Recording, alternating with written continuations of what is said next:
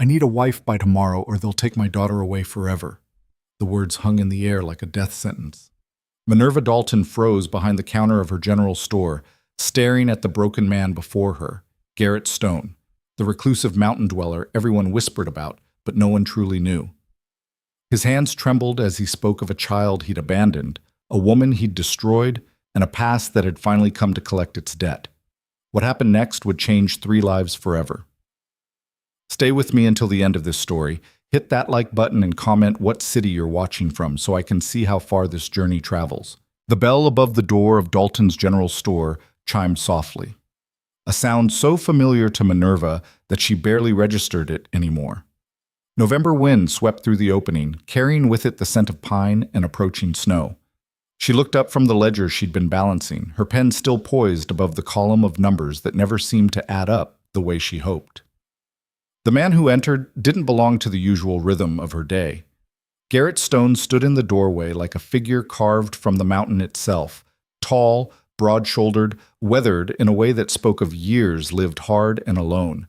His dark hair fell past his collar, streaked with premature gray that caught the afternoon light.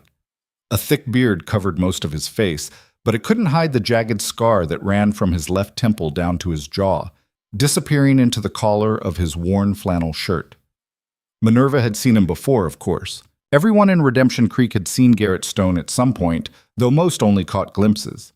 He came down from his cabin in the mountains once a month, maybe twice, always alone, always silent. He bought his supplies with cash, never lingered, never made small talk. The children whispered that he was a ghost. The adults whispered worse things. "Mr. Stone," Manurva said, setting down her pen. Her voice was calm, professional. The same tone she used with every customer, though something about the way he stood there, hat clutched in his hands, made her pulse quicken. "What can I help you with today?" He didn't move toward the counter. For a long moment, he simply stood there, his dark eyes fixed on her with an intensity that made her want to look away. But Manurva Dalton had never been one to look away from difficult things. "I need—" His voice was rough, like gravel grinding against stone. He cleared his throat, tried again. "I need to talk to you. About something that ain't store business." Manurva's hand moved instinctively to the small pistol she kept beneath the counter, a habit from her years teaching in rougher towns, where being a woman alone meant being prepared. But something in his stance, in the way his shoulders curved inward despite his size, told her he wasn't a threat.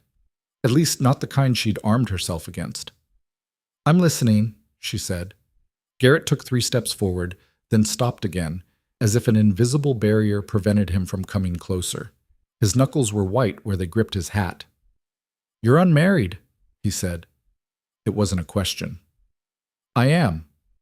Manurva felt her spine straighten. "That's my business, Mr. Stone, and I don't see how it's yours." "I ain't trying to offend you, ma'am. I'm just—" He dragged a hand through his hair, destroying any attempt at order. "I'm asking because I need help. Desperate help. The kind that might sound crazy when I say it out loud. Try me." He looked at her then, really looked at her, and Manurva saw something in his eyes that made her breath catch. It wasn't desire or calculation or any of the things she'd learned to recognize in men's gazes over the years. It was raw, unfiltered terror. "I need a wife by tomorrow," Garrett said, the words tumbling out like a confession. "Or they're going to take my daughter away forever." The clock on the wall ticked. Outside, a wagon rattled past. Manurva heard both sounds with crystal clarity, as if the world had suddenly sharpened into painful focus. "Your daughter," she repeated slowly. "I wasn't aware you had a daughter, Mr. Stone." "Neither was I, not really." He moved to the counter now, his movements jerky with barely controlled emotion. "Her name's Lily. Lily Hope. She's 6 years old, and she's arriving on tomorrow's train from Denver. And if I don't have a wife when she gets here, the county's going to put her in an orphanage." Manurva set both hands flat on the counter, kneading the solid wood beneath her palms to anchor herself to reality. "Perhaps you'd better start from the beginning." And so he did. The story came out in fragments, pieces of a broken mirror that Garrett tried to fit back together as he spoke. 7 years ago, he'd been a different man, younger, stronger, full of dreams about the silver mine he was working in the mountains north of Redemption Creek. He'd been engaged to a woman named Catherine Marsh, a seamstress from Denver with honey-colored hair and a laugh that could light up a room. "We were supposed to get married that spring," Garrett said, his voice dropping to barely above a whisper. Had the date set and everything. April 15th, 1878, but then the mine collapsed. Manurva had heard about the collapse. Everyone in this part of Colorado had heard about it. 32 men had gone into the mountain that morning. Only 19 had come out alive. "I was trapped for 3 days," Garrett continued. His hand moved unconsciously to the scar on his face. Rockfall got my face, crushed my left arm. They had to break it in 2 more places just to pull me free. When I finally got out, infection had already set in. Fever took me for another week. By the time I could think straight again, I'd lost half my weight and all my strength. He paused, his jaw working as if the next words physically hurt to produce. Catherine came to see me in the hospital. She was so beautiful, standing there in the doorway with flowers in her hands. And all I could think was that she deserved better than what I'd become. Better than a broken man who couldn't even lift a hammer anymore, who couldn't provide for a wife and family the way I'd promised. "So you left her," Manurva said softly. "I told her I didn't love her anymore. Told her she should find someone else, someone whole." I watched her face break apart, and I didn't take it back. His voice cracked. "I thought I was being noble. I thought I was setting her free." "But she was already pregnant." Garrett's head snapped up. "How did you—" "It's not hard to calculate, Mr. Stone.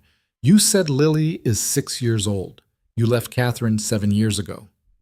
Minerva's voice remained steady, but inside her heart was churning with a complicated mixture of sympathy and anger. "Did she tell you?" "She tried, sent letters to the cabin. I burned them without reading them." Shame colored his words.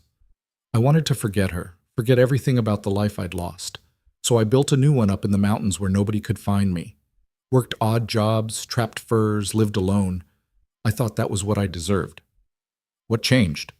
Garrett reached into his coat and pulled out a telegram, worn soft from repeated folding and unfolding. He laid it on the counter between them. Manurva picked it up, her eyes scanning the sparse lines. "Garrett Stone, stop. Catherine Marsh passed 3 days ago.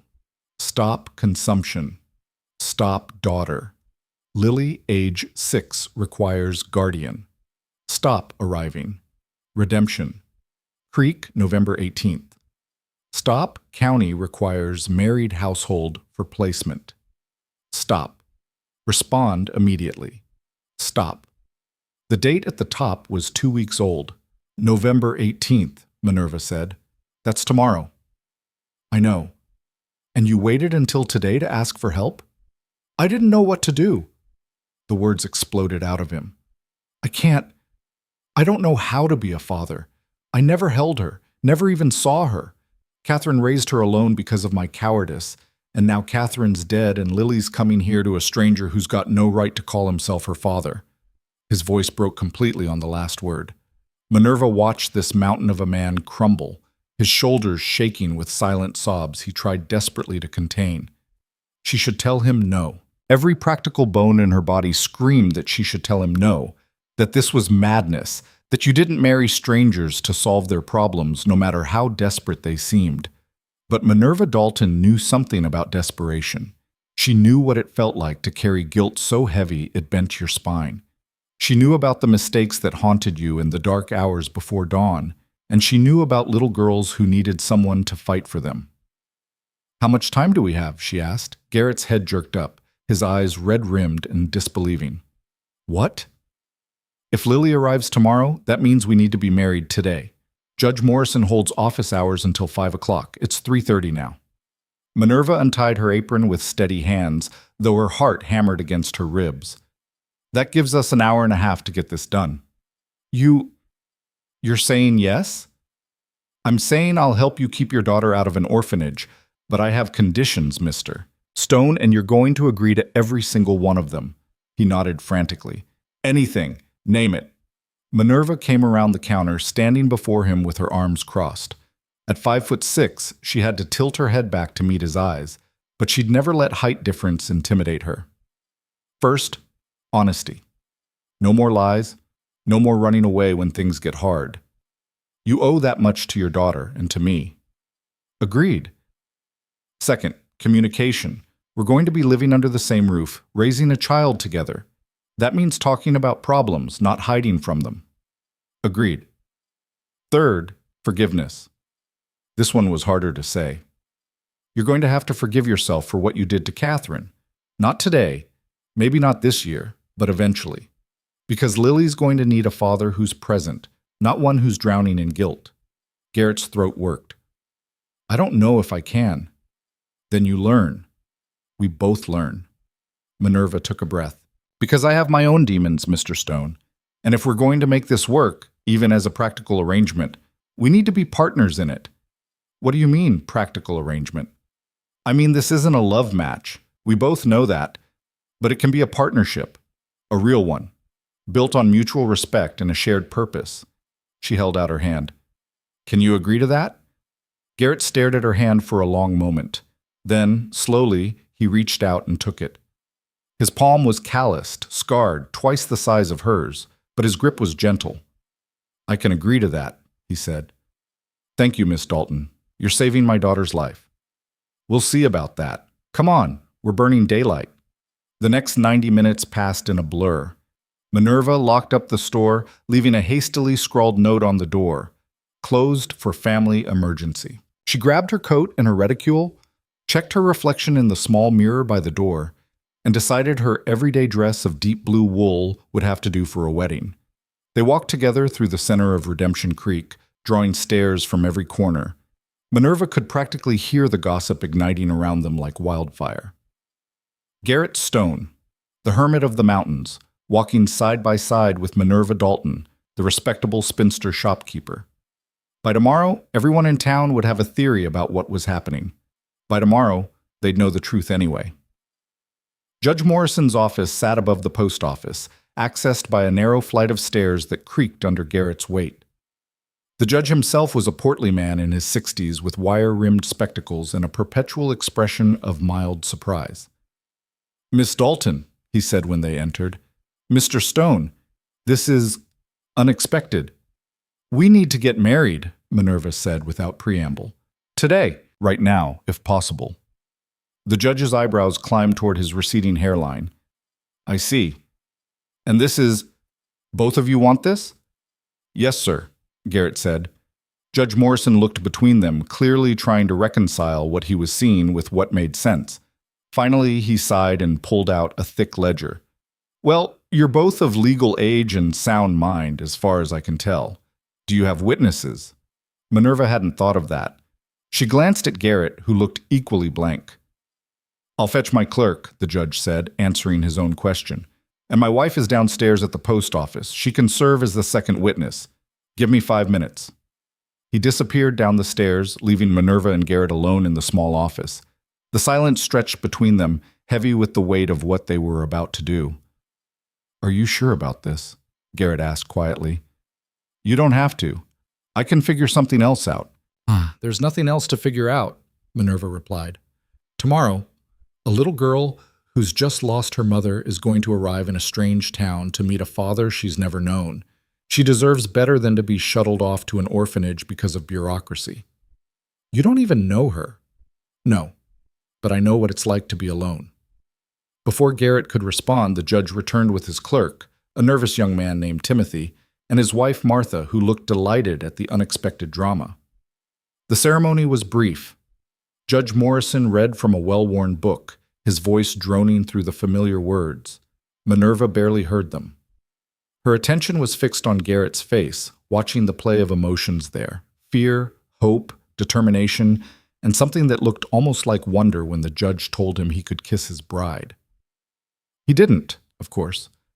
They'd agreed this was practical, not romantic.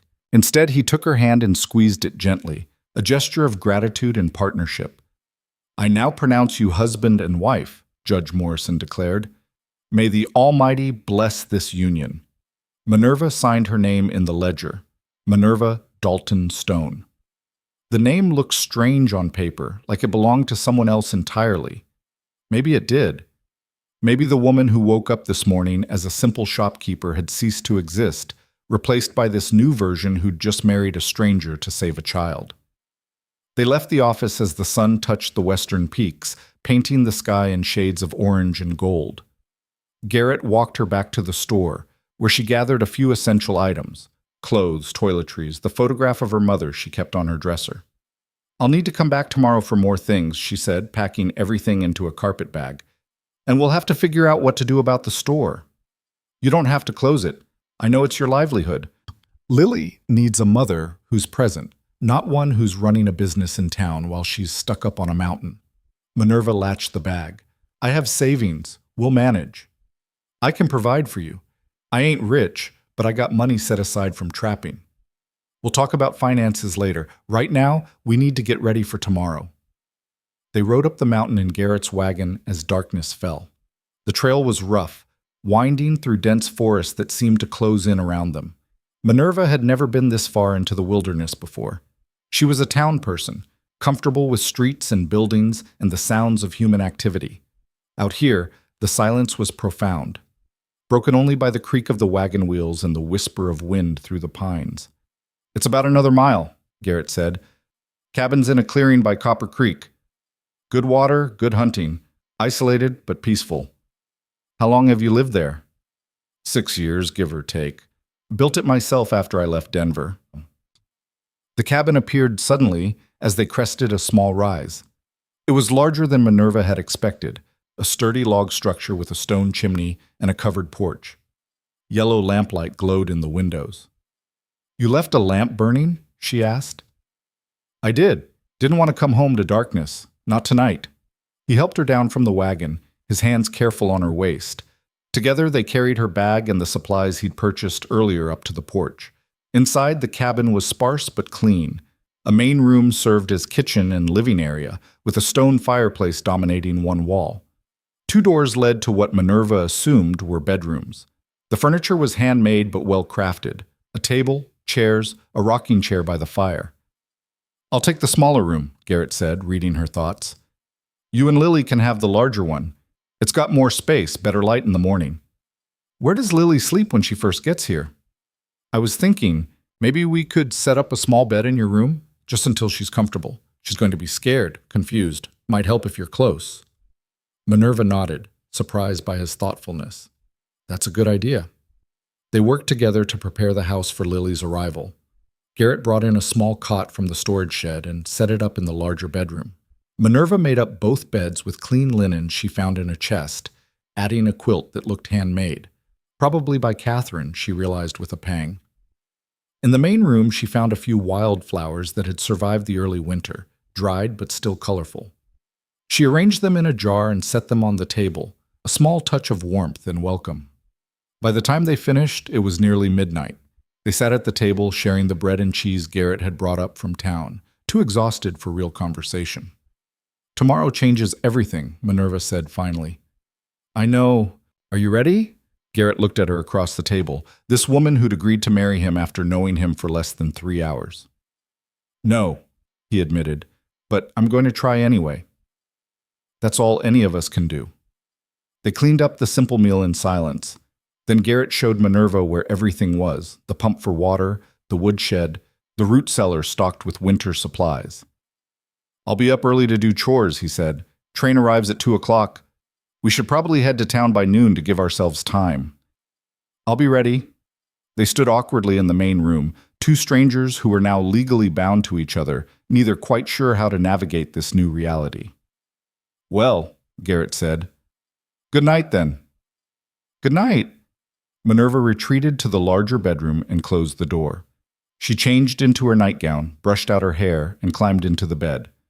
It was comfortable, the mattress firm but not hard, the quilts warm. But sleep wouldn't come. She lay in the darkness, listening to the unfamiliar sounds of the forest outside and the quiet movements of Garrett in the other room. What had she done? What madness had possessed her to agree to this? But even as the question circled, she knew the answer. She'd agreed because a little girl named Lily Hope needed someone to fight for her. Because Garrett Stone, for all his mistakes, was trying to be better. Because sometimes the right thing to do was also the terrifying thing. And because, deep down, Manurva Dalton had been alone for long enough. In the other bedroom, Garrett lay awake as well, staring at the ceiling. Tomorrow, he would meet his daughter for the first time. Tomorrow, he would have to look into the eyes of a child who had every reason to hate him and try to be what she needed.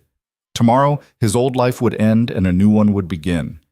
He thought of Catherine, dead at 27 from consumption. He thought of all the letters he'd burned, all the chances he'd thrown away. The guilt was a physical weight on his chest, crushing the air from his lungs. But beneath the guilt, something else flickered, something that felt dangerously like hope. He had a daughter. Against all odds, despite his failures, he had been given a chance to be a father, and he had a wife who was brave enough to stand beside him while he figured out how. "Thank you," he whispered into the darkness, though he wasn't sure if he was talking to Manurva or to some higher power or to the universe itself. Outside, an owl called. The wind picked up, rattling the windows. And in two separate rooms, two people who had started the day as strangers lay awake, wondering what tomorrow would bring. Neither of them could have imagined the journey ahead, the pain and joy, the failures and triumphs, the slow, difficult process of building a family from broken pieces. But tomorrow, when a small girl stepped off a train with grief in her eyes and fear in her heart, they would begin. Tomorrow, three lost souls would start the long walk toward finding each other. And in a world that offered no guarantees, no promises of happy endings, that would have to be enough. Dawn broke over the mountains with a cold clarity that hurt to look at. Manurva woke to unfamiliar sounds, the crack of splitting wood, the low murmur of a man's voice talking to himself or perhaps to the animals that wandered near the cabin. For a disorienting moment, she couldn't remember where she was. Then it all came rushing back. The wedding, the wagon ride up the mountain, the reality that today she would meet a 6-year-old girl who would call her mother. She dressed quickly in the pre-dawn chill, choosing a simple gray dress with a white collar, something motherly, she hoped, though she had no real reference for what a mother should look like. Her own had died when she was 12, leaving behind only fragments of memory and the photograph that now sat on the dresser in this strange bedroom. When she emerged from the room, Garrett was already inside, building up the fire. He looked like he hadn't slept at all.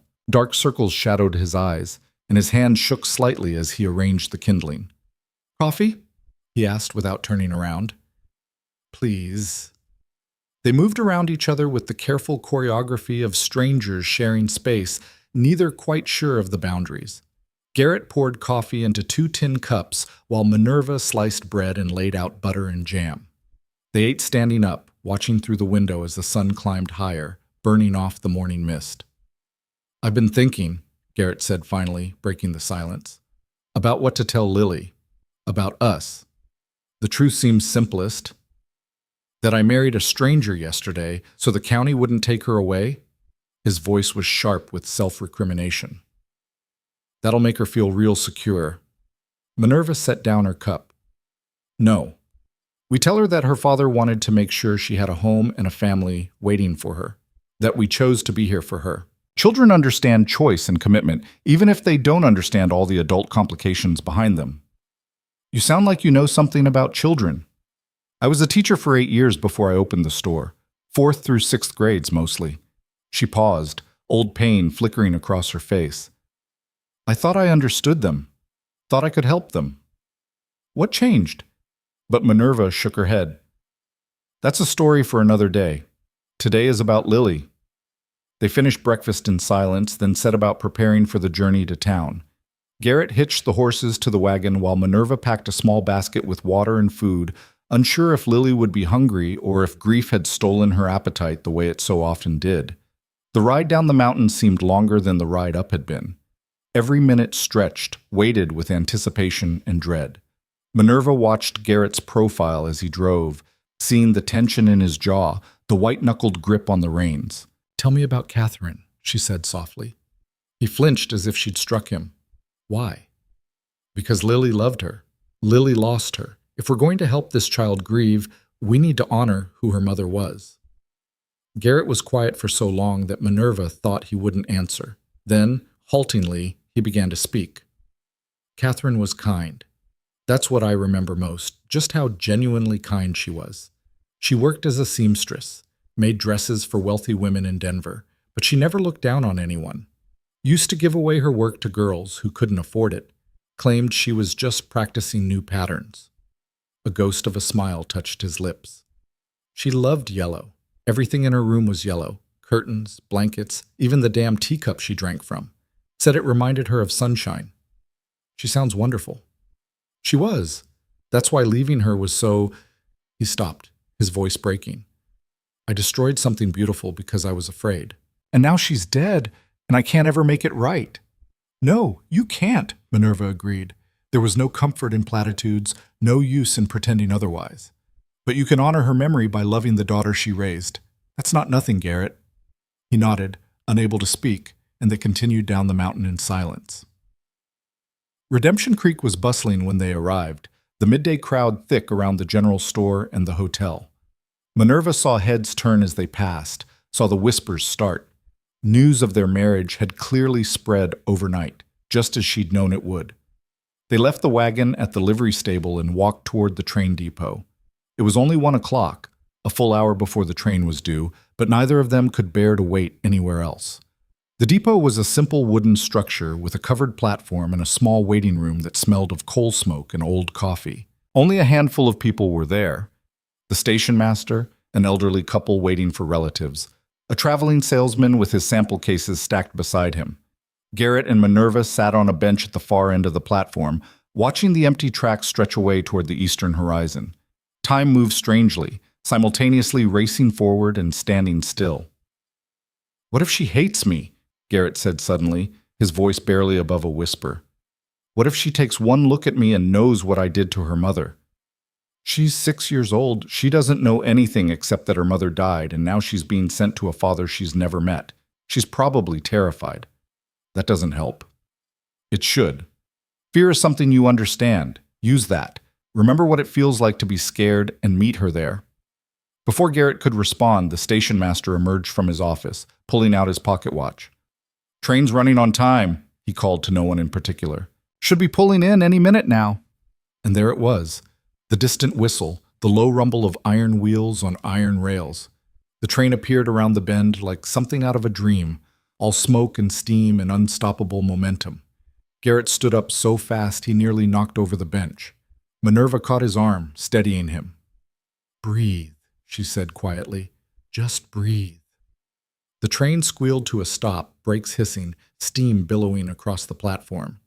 Doors opened. Passengers began to disembark. Businessmen in suits, women in traveling clothes, a young couple laughing about something. And then, near the end of the train, a conductor stepped down carrying a small carpet bag. He turned back and lifted someone else down to the platform. A little girl in a black dress 2 sizes too big. Manurva heard Garrett make a sound, something between a gasp and a sob. Because even from a distance, even through the steam and smoke, the resemblance was unmistakable. Lily had Catherine's honey-colored hair, pulled back in 2 braids that were already coming loose. She had Garrett's dark eyes, large and haunted, and a face that was far too pale. But more than that, she had the look of a child who had been forced to grow up too fast. There was no curiosity in her gaze as she looked around the platform, no childish excitement. Just exhaustion and wariness, and a grief so profound it made Manurva's heart crack. The conductor checked a paper in his hand, then scanned the platform. "Mr. Garrett Stone?" Garrett couldn't move. His feet seemed rooted to the wooden planks beneath him. Manurva squeezed his arm once, hard, and then released him. "Go," she whispered. "Go meet your daughter." He walked forward like a man in a dream, his steps uncertain. The conductor saw him coming and nodded, checking something off on his list. "Mr. Stone? I've got a Miss Lily Hope Marsh here for you. Papers say you're her father, that right?" "Yes." Garrett's voice was hoarse. "Yes, I'm her father." The conductor handed over the carpet bag and a sheaf of official-looking papers. "County says there's supposed to be a Mrs. Stone as well. Home inspection requirement and all that." "I'm here." Manurva stepped forward, her voice steady despite the pounding of her heart. "I'm Mrs. Stone." The conductor looked between them, clearly trying to reconcile the situation with whatever he'd been told. Finally, he shrugged. "Well, everything appears to be in order then. Miss Lily, these are your parents. They're going to take good care of you." For the first time, Lily looked directly at Garrett. Her dark eyes, his eyes, took in his face, the scar, the beard, the expression of desperate hope. Something flickered across her features, too complex to name. You left my mama, she said. Her voice was small but clear, each word precisely enunciated. She cried about you. Even when she was sick, she cried. The words hit Garrett like physical blows. Manurva saw him sway, saw the color drain from his face. Yes, he said, and to his credit, he didn't look away, didn't make excuses. I did. I left your mama when I shouldn't have, and that was wrong. I was scared and stupid, and I hurt her badly. I can't take that back, Lily. I can never take that back. She said you were a good man before you got hurt. She said something broke inside you that wasn't your bones. She was right about that, too. Lily clutched a small cloth doll to her chest, her knuckles white. She said maybe someday you'd fix what was broken. Did you? Garrett knelt down, bringing himself to her level. Manurva could see his hands trembling, see the tears he was fighting to hold back. I don't know, he said honestly. I'm trying. That's all I can promise you, Lily. I'm trying to be better than I was. Mama's dead. The words came out flat, emotionless, as if Lily had said them so many times they'd lost all meaning. I know. I'm so sorry. The lady at the county office said I had to come live with you or go to an orphanage. I didn't want to go to an orphanage. The other kids there look sad. You don't have to go to an orphanage. You can stay with me. With us. He glanced back at Manurva, who stepped forward to stand beside him. This is Manurva. We're married. We have a home for you. Lily's gaze shifted to Manurva, assessing. Are you my new mama? The question hung in the air like smoke. Manurva felt the weight of it, the impossibility of any right answer. How could she replace Catherine? How could she be a mother to a child who had just lost the only mother she'd ever known? But then she looked into Lily's eyes and saw what was really being asked. Are you going to leave me too? Are you safe? Manurva knelt down beside Garrett, bringing herself to Lily's level as well. I can't replace your mama, she said gently. Nobody could, but I can promise to take care of you, to keep you safe, to be here when you need me. Would that be all right? Lily studied her for a long moment. Then, slowly, she nodded. I guess so. It wasn't trust, it wasn't love, but it was permission, and that was enough for now. The conductor cleared his throat. Well, if there's nothing else, I need to get these papers signed. Train's got a schedule to keep. They handled the bureaucracy there on the platform, signatures and stamps and official county seals. Manurva noticed that Lily never let go of her doll, never moved more than a step away from the carpet bag that held her few possessions. When everything was finalized, the conductor tipped his hat and climbed back aboard. The train pulled away, leaving the three of them standing alone on the platform as the afternoon sun slanted through the steam. Are you hungry? Manurva asked Lily. We brought food for the ride home. I'm not hungry. Lily's voice was small. I haven't been hungry since Mama stopped eating. Manurva's heart broke a little more. That's all right. Maybe later. They walked to the wagon in silence. Garrett lifted Lily up onto the seat. She was lighter than he'd expected, too thin for a healthy child, and Manurva climbed up beside her. Garrett took the driver's seat, and they started the long journey up the mountain. Lily sat between them, her doll clutched tight, her eyes fixed straight ahead.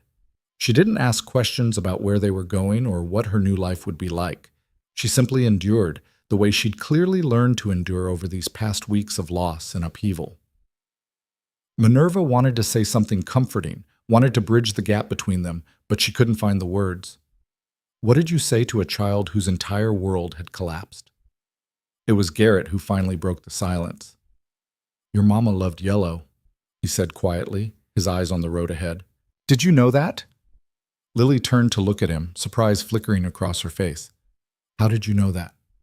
Because I knew her a long time ago, before you were born. She had yellow curtains in her room and a yellow teacup, and she always said it reminded her of sunshine. She still had the teacup, Lily whispered.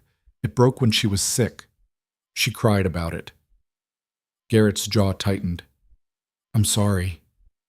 She kept your letters in a yellow box, the ones she wrote to you that you never answered. Lily, she read them to me sometimes when she couldn't sleep. She said she wanted me to know my father, even if he didn't want to know me. The words were like knives, each one finding its mark with precision. Minerva reached over and took Garrett's hand, squeezing hard. He was shaking. I did want to know you, he said, his voice breaking. I was just too much of a coward to admit it, too afraid I'd fail you the way I failed your mama. You did fail us, Lily said simply. Mama said failure is only permanent if you don't try to fix it. Are you going to try to fix it? Every day for the rest of my life. Lily considered this, her young face solemn. Okay, she said finally, but I'm still angry at you. That's fair. I'm angry at me too. They continued up the mountain as the afternoon light turned golden. Minerva pointed out landmarks, the creek where trout ran in summer, the clearing where deer came to graze, the old oak tree that had been struck by lightning years ago but still stood, scarred but alive. Lily listened but didn't respond, her silence a protective shell she'd built around herself. When the cabin finally came into view, Minerva felt Lily tense beside her. That's home, Garrett said. It's not much, but it's warm and dry and safe. Mama and me lived in 2 rooms above a laundry, Lily said. It was loud and it smelled like soap. This is better. They pulled up to the cabin and Garrett helped them both down. Lily stood in the clearing, looking up at the pine trees that surrounded the property, at the mountains rising beyond, at the vast expanse of sky that seemed bigger here than it ever had in the city. It's quiet, she said. Is that all right? Minerva asked. I don't know yet. Minerva took Lily's hand. The child didn't pull away but didn't squeeze back either, and led her inside. She watched Lily's face as the girl took in the main room, the fire crackling in the hearth, the jar of wildflowers on the table. Are those for me? Lily asked, pointing to the flowers. Yes. Do you like them? Mama liked flowers. We couldn't afford them very often, but sometimes she'd buy them anyway. She said beauty was worth being hungry for. Minerva knelt down, bringing herself to eye level with Lily. Your mama sounds like she was very wise. She was. Lily's voice cracked on the words. She was the best mama in the whole world, and now she's gone, and I'm never going to see her again. The dam broke. Lily's face crumpled, and she began to cry, deep, wrenching sobs that shook her whole body. Minerva pulled her close, and this time Lily didn't resist. She buried her face in Minerva's shoulder and wept, her small hands clutching at Minerva's dress, as if it were the only solid thing in a world that had become untethered. Over Lily's head, Minerva met Garrett's eyes. He stood frozen in the doorway, his own face wet with tears, looking completely lost. Get her bag, Minerva mouthed silently. Get settled. He nodded and moved to obey, grateful for something concrete to do. Minerva held Lily and let her cry, murmuring wordless sounds of comfort. The child was exhausted. She could feel it in every line of her small body. This wasn't the first time she'd broken down, and it wouldn't be the last. Grief was a long road, and Lily had barely begun walking it. Eventually, the sobs subsided into hiccups, then into shaky breathing. Lily pulled back, wiping at her eyes with the back of her hand. I'm sorry, she whispered. Don't be. You're allowed to be sad. You're allowed to cry. Mama said I had to be brave. Being brave doesn't mean not crying. It means crying when you need to and then getting up again afterward. Minerva smoothed Lily's hair back from her face. Do you want to see your room? Lily nodded, still clutching her doll. Minerva led her to the larger bedroom, where Garrett had already placed the carpet bag on the small cot. The room looked different in the afternoon light, warm and welcoming, with sun streaming through the window and the handmade quilt bright against the wooden walls. This is your bed, Minerva said, gesturing to the cot, and that's mine. I'll be right here if you need anything in the night.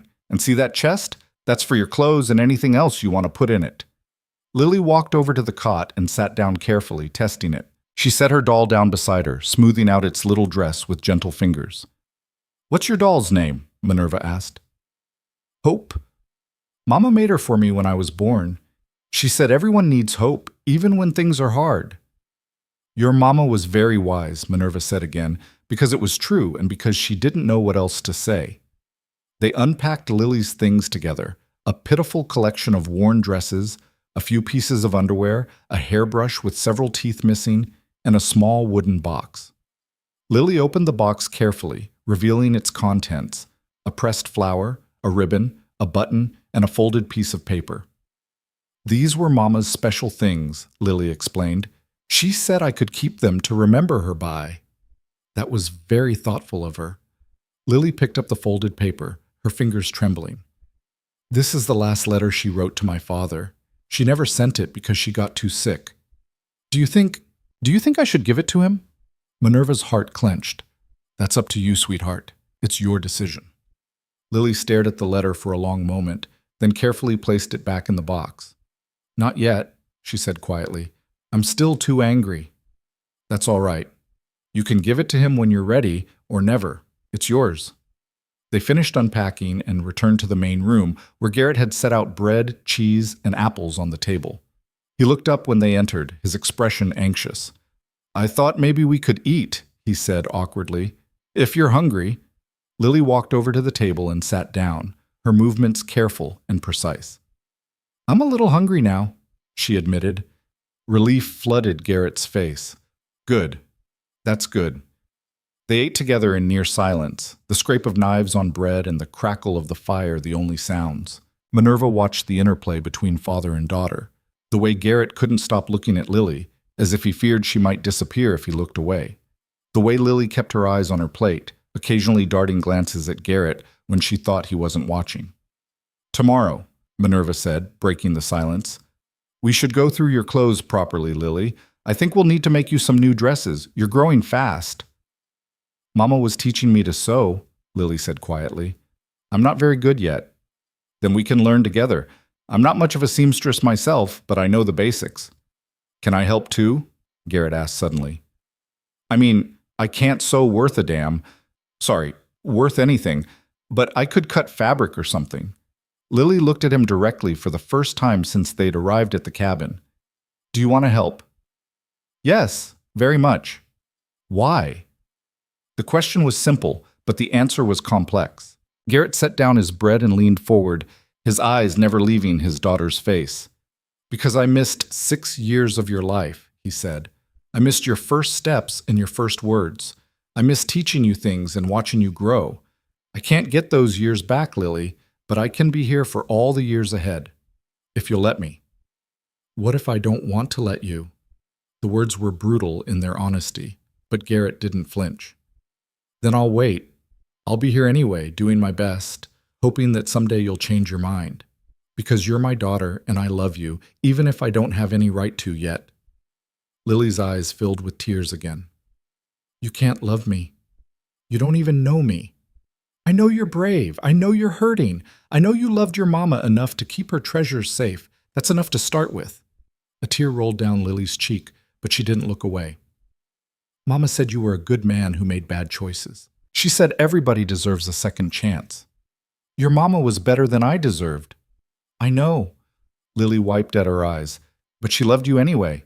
She told me that even when she was really sick.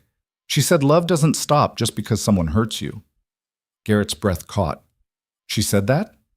She said lots of things about you. Some of them made her cry, but some of them made her smile. Lily picked up her doll, hugging it close. I don't know if I can forgive you yet. Is that okay? That's more than okay. That's honest, and honest is what we need to be with each other. They finished the meal in a more companionable silence. Afterward, Minerva heated water for washing up, while Garrett showed Lily around the cabin, where the firewood was kept, how the pump worked, where her coat should hang by the door. As the sun set and darkness gathered outside the windows, Minerva could see exhaustion overtaking Lily. The child's eyes were drooping, her movements becoming slower and less coordinated. I think it's time for bed, Minerva said gently. Lily didn't protest. She let Minerva help her change into a nightgown and brush her hair. But when Minerva tried to tuck her into the small cot, Lily's hand shot out and grabbed her wrist. Don't leave, she whispered, fear stark in her eyes. Please don't leave me alone. I'm not going anywhere. I'm sleeping right there, remember? Minerva pointed to her own bed just a few feet away. Promise? I promise. Lily released her grip and lay back, pulling the quilt up to her chin. Minerva sat on the edge of the cot, humming softly until Lily's breathing deepened and her eyes finally closed. But even in sleep, the child's face was troubled, her small hands gripping the doll as if it were a lifeline. Minerva changed into her own nightgown and climbed into bed, leaving the lamp burning low in case Lily woke in the night. Through the thin wall, she could hear Garrett moving around in his room, the creak of floorboards, the rustle of fabric. They'd made it through the first day. Barely, but they'd done it. She closed her eyes, expecting sleep to come quickly after the emotional exhaustion of the day. But instead, her mind raced, replaying every moment, every word, every expression on Lily's grieving face. Somewhere around midnight, she heard Lily whimper. Minerva was out of bed in seconds, kneeling beside the cot. "Mama?" Lily murmured, still half asleep. "Mama, I'm scared." "I'm here," Minerva whispered, taking Lily's hand. "You're safe." Lily's eyes fluttered open, confused in the dim lamplight. "You're not my mama." "No, I'm not. But I'm here anyway." Lily stared at her for a long moment, then squeezed Minerva's hand. "Don't go." "I won't." Minerva stayed there, kneeling on the hard floor, holding a child's hand until sleep claimed them both again. And in the other room, Garrett lay awake listening to the soft sounds of comfort and need, wondering if he would ever be allowed to offer either. The first week passed in a blur of adjustment and small battles fought over everyday things. Lily refused to let Garrett help her with anything, accepting assistance only from Minerva and only when absolutely necessary. She ate her meals in silence, answered questions with single words, and spent long hours staring out the window at the mountains as if searching for answers in their slopes. Minerva watched her with growing concern. This wasn't the natural grief of a child processing loss. This was something deeper, a withdrawal into herself that felt dangerous. She'd seen it before in her teaching days, in children who had been hurt too badly to trust the world anymore. On the 8th morning, Minerva woke to find Lily's cot empty. Panic seized her instantly. She threw off her blankets and rushed into the main room, her heart hammering against her ribs. Lily sat at the table in her nightgown, the yellow box open before her. Catherine's last letter lay unfolded in her small hands, tears streaming silently down her face. "Lily," Minerva kept her voice soft, approaching slowly. "What are you doing, sweetheart?" "Reading Mama's letter." Lily didn't look up. "I wanted to remember her voice."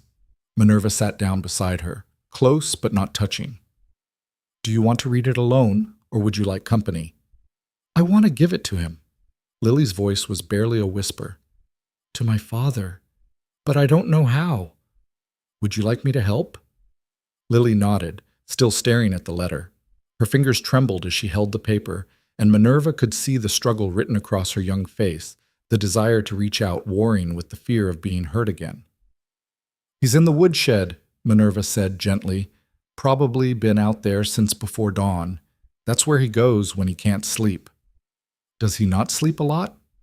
"Not much, no. I think he's afraid of his dreams." Lily considered this, her brow furrowed. Mama used to have bad dreams too. About him. About the mine and the accident. She'd wake up crying. The words landed like stones in still water, sending ripples of pain through Minerva's chest. "I'm sorry you had to see that.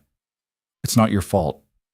Lily folded the letter carefully, precisely, her movements those of someone much older than 6. "Nothing's your fault. You're just trying to help. So is your father." "I know." Fresh tears spilled over. "That's what makes it so hard. I want to hate him for leaving us, but Mama never did. She said hate was too heavy to carry, but I don't know what else to feel." Minerva reached out slowly, giving Lily time to pull away if she wanted. When the child didn't move, she rested her hand gently on Lily's shoulder. "You can feel all of it at once, the anger and the sadness and the confusion. You don't have to choose just one thing. Feelings aren't that simple." "Did you ever lose someone?" The question cut deeper than Lily could know. Minerva's hand tightened on the child's shoulder, old memories rising like ghosts. "Yes, I lost someone I cared about very much. Someone I should have protected but didn't." "What happened?" "That's a long story, one I'll tell you someday when you're ready to hear it." Minerva squeezed Lily's shoulder gently. "Right now, let's focus on you and what you need. Do you want me to come with you to give your father the letter?" Lily shook her head. "I think I need to do this part alone. But will you be here when I come back?" "I'll be right here, I promise." Lily stood up, the letter clutched in both hands. She walked to the door, then paused with her hand on the latch. What if he cries? Then you let him. Sometimes crying is the bravest thing a person can do. Lily nodded once, squared her small shoulders, and stepped out into the cold morning air. Through the window, Manurva watched her cross the clearing toward the woodshed, her white nightgown ghostly in the pre-dawn light. Every instinct screamed at her to follow, to protect, but she forced herself to stay put. This moment belonged to Lily and Garrett alone. The woodshed door opened. Lily disappeared inside. And Manurva waited, her hands gripped together so tightly her knuckles went white. Inside the woodshed, Garrett had his back to the door, splitting logs with mechanical precision. The rhythmic thunk of the axe biting into wood had become his meditation, the only thing that quieted the endless loop of recrimination in his mind. He'd been out here for 2 hours already, working in the dark, trying to exhaust himself enough that maybe tonight he'd sleep without dreaming of Catherine's face. He didn't hear Lily enter over the sound of his own work. Didn't know she was there until her small voice cut through the morning air. I have something for you. Garrett spun around, the axe falling from his nerveless fingers. Lily stood just inside the doorway, backlit by the growing dawn, looking like a tiny ghost in her nightgown. Her face was wet with tears, her hands extended toward him, holding a piece of paper. Lily, his voice cracked on her name. You shouldn't be out here without a coat. You'll catch cold. I needed to give this to you before I changed my mind. She took 3 steps forward, close enough now that he could see she was shaking. From cold or emotion, he couldn't tell. It's from Mama, the last letter she wrote you before she got too sick. Garrett stared at the paper as if it were a snake. Lily, I don't know if I can. She wanted you to have it. She told me so. Lily's voice strengthened. She said if anything happened to her, I should give this to you. She said you needed to know something important. What did she need me to know? I don't know. I didn't read it. It's private. Lily thrust the letter toward him. Please, take it. With trembling hands, Garrett accepted the letter.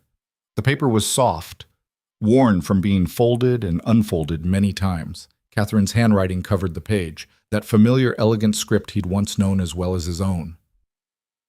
Do you want me to leave while you read it? Lily asked quietly. No.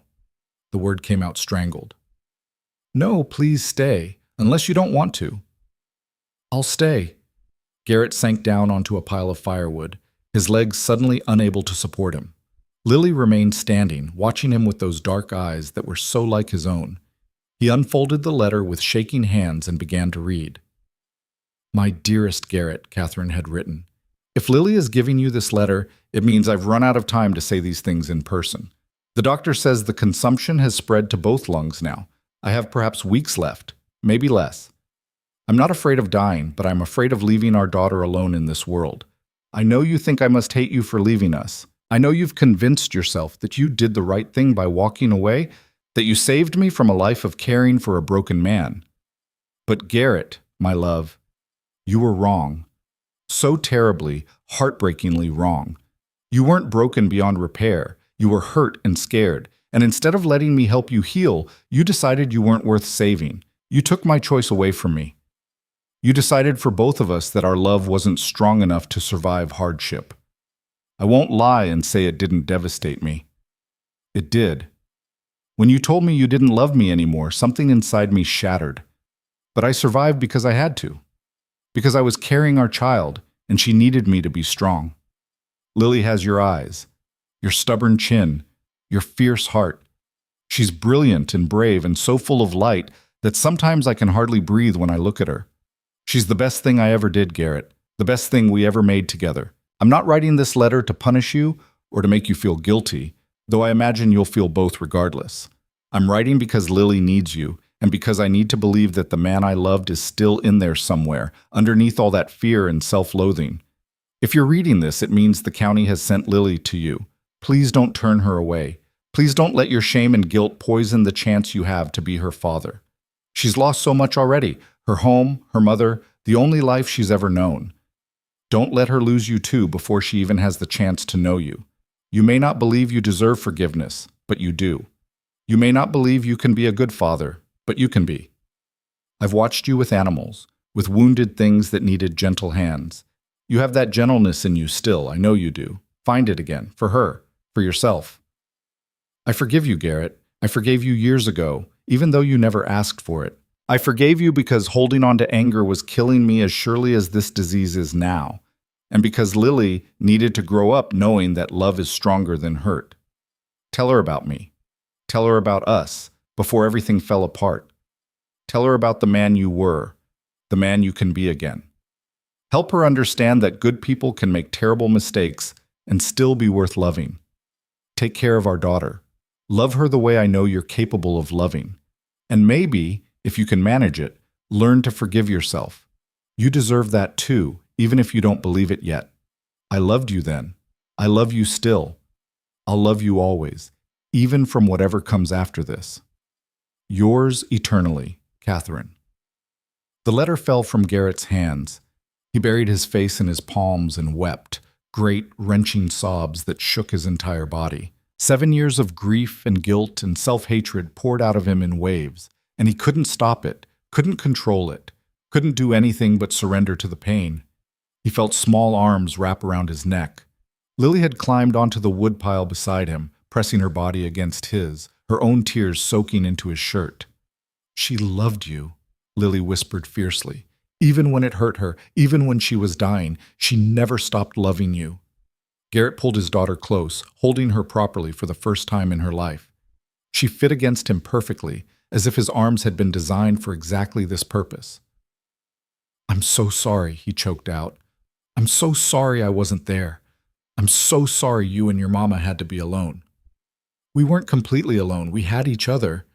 Lily pulled back just enough to look at his face, her small hands coming up to frame his tear-stained cheeks. But we needed you too. I needed you. I'm here now. I know I don't deserve. Mama said deserving is complicated. She said what matters is what you do next. Lily's voice was so solemn, so much older than her years. Are you going to stay this time? Even when it's hard? Even when you're scared? Yes. Garrett cupped her face in his large, scarred hands. I promise you, Lily, I'm not going anywhere. Whatever it takes, however long you need, I'm going to be your father. If you'll let me. I'm still angry at you sometimes. That's okay. You're allowed to be angry. And I'm going to miss Mama forever. So am I. We can miss her together. Lily studied his face, seeing past the scars and the beard to the man beneath. Whatever she saw there must have satisfied something in her because she nodded slowly. Okay. We can try. That's all I'm asking for. A chance to try. They stayed like that for a long moment, father and daughter, holding each other while the sun rose over the mountains and painted the world in shades of gold and rose. When they finally pulled apart, both of their faces were red and swollen from crying, but something had shifted between them, a tentative bridge built across the chasm of absence and pain. We should go inside, Garrett said, noticing how cold Lily's hands were. Get you warmed up before Manurva worries herself sick. She's already worried. She worries about everything. That's because she cares about you. Do you think she cares about you too? Garrett picked up Catherine's letter, folding it carefully.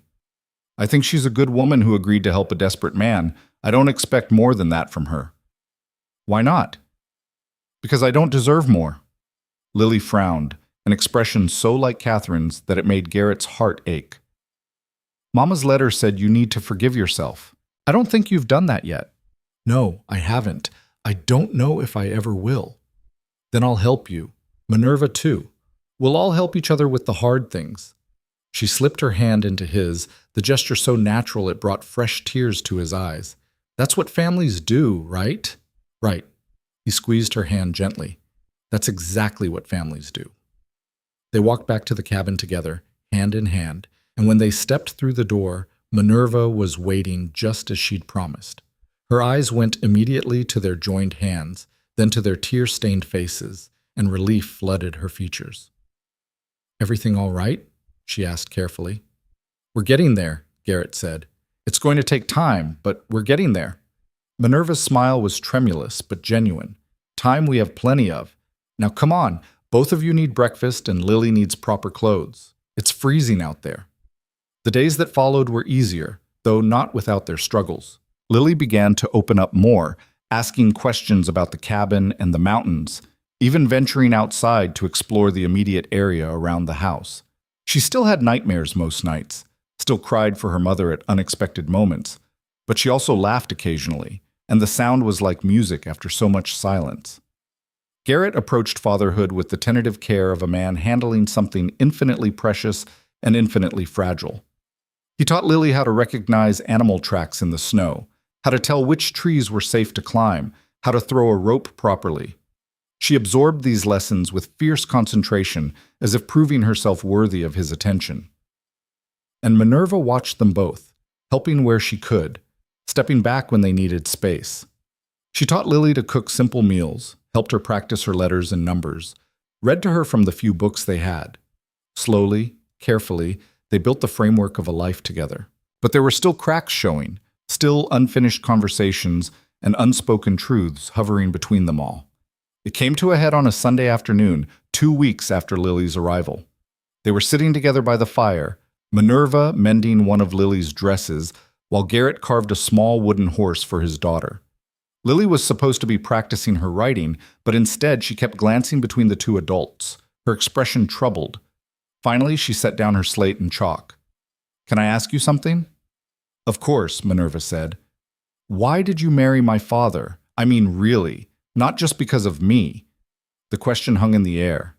Garrett's knife stilled. Manurva set down her mending, giving Lily her full attention. "What do you mean, sweetheart?" "I heard some ladies talking in town when we went for supplies. They said you must have been desperate to marry a man like him. They said there had to be some secret reason." Lily's voice was small but determined. "I want to know the truth. Did you marry him because you felt sorry for him, or because you needed something?" Garrett stood abruptly. "Lily, that's not—" "No." Manurva cut him off gently. "She deserves an answer. They both do." She turned to Lily, her expression open and honest. "The truth is complicated. I married your father because a little girl needed a home. Yes, but that's not the only reason." "What were the other reasons?" Manurva took a slow breath, searching for the right words. "I was alone. Not just unmarried, but truly alone in a way that was starting to hollow me out. I ran my store, and I was polite to my customers, and I went to bed every night in an empty house and woke up every morning with no one to talk to. I'd convinced myself I was fine with that I'd chosen independence over companionship." "But you weren't fine," Lily said softly. "No, I wasn't. And when your father came to me, desperate and broken and asking for help, I saw a chance to be part of something bigger than just my own lonely existence.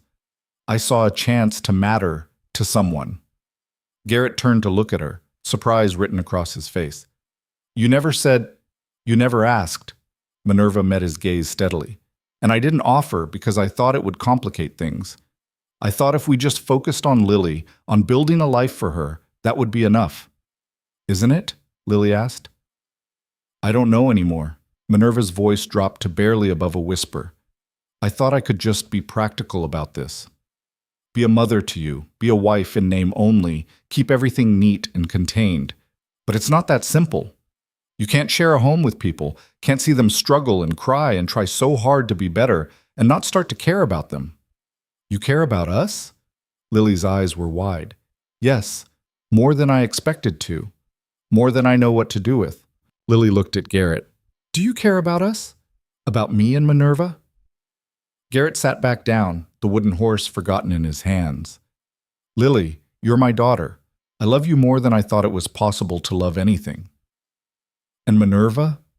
He looked at his wife, this woman who had saved his daughter, who had brought warmth and order to his chaotic life, who had shown him more grace than he'd ever deserved. "I care about her very much. She's been kinder to me than I've earned the right to expect." "That's not the same as loving her," Lily pointed out with the brutal honesty of children. "No, it's not." Garrett's voice was rough. "But it's what I can offer right now. I'm still learning how to be a father. I don't know if I have anything left for being a husband." The word stung, though Manurva tried not to show it. This was what they'd agreed to, after all, a practical arrangement, a partnership for Lily's sake. So why did it hurt so much to hear him confirm it? I think you're both scared, Lily said suddenly, her young voice cutting through the tension. Mama used to say that people push away the things they want most because they're afraid of losing them. Is that what you're doing? Manurva and Garrett stared at this 6-year-old child, who somehow saw straight through both of them. Maybe, Manurva admitted quietly. I've lost people before, Lily. Important people. It hurt so much I promised myself I'd never let anyone get that close again. What happened? Lily asked, the same question she'd posed before. This time Manurva didn't deflect.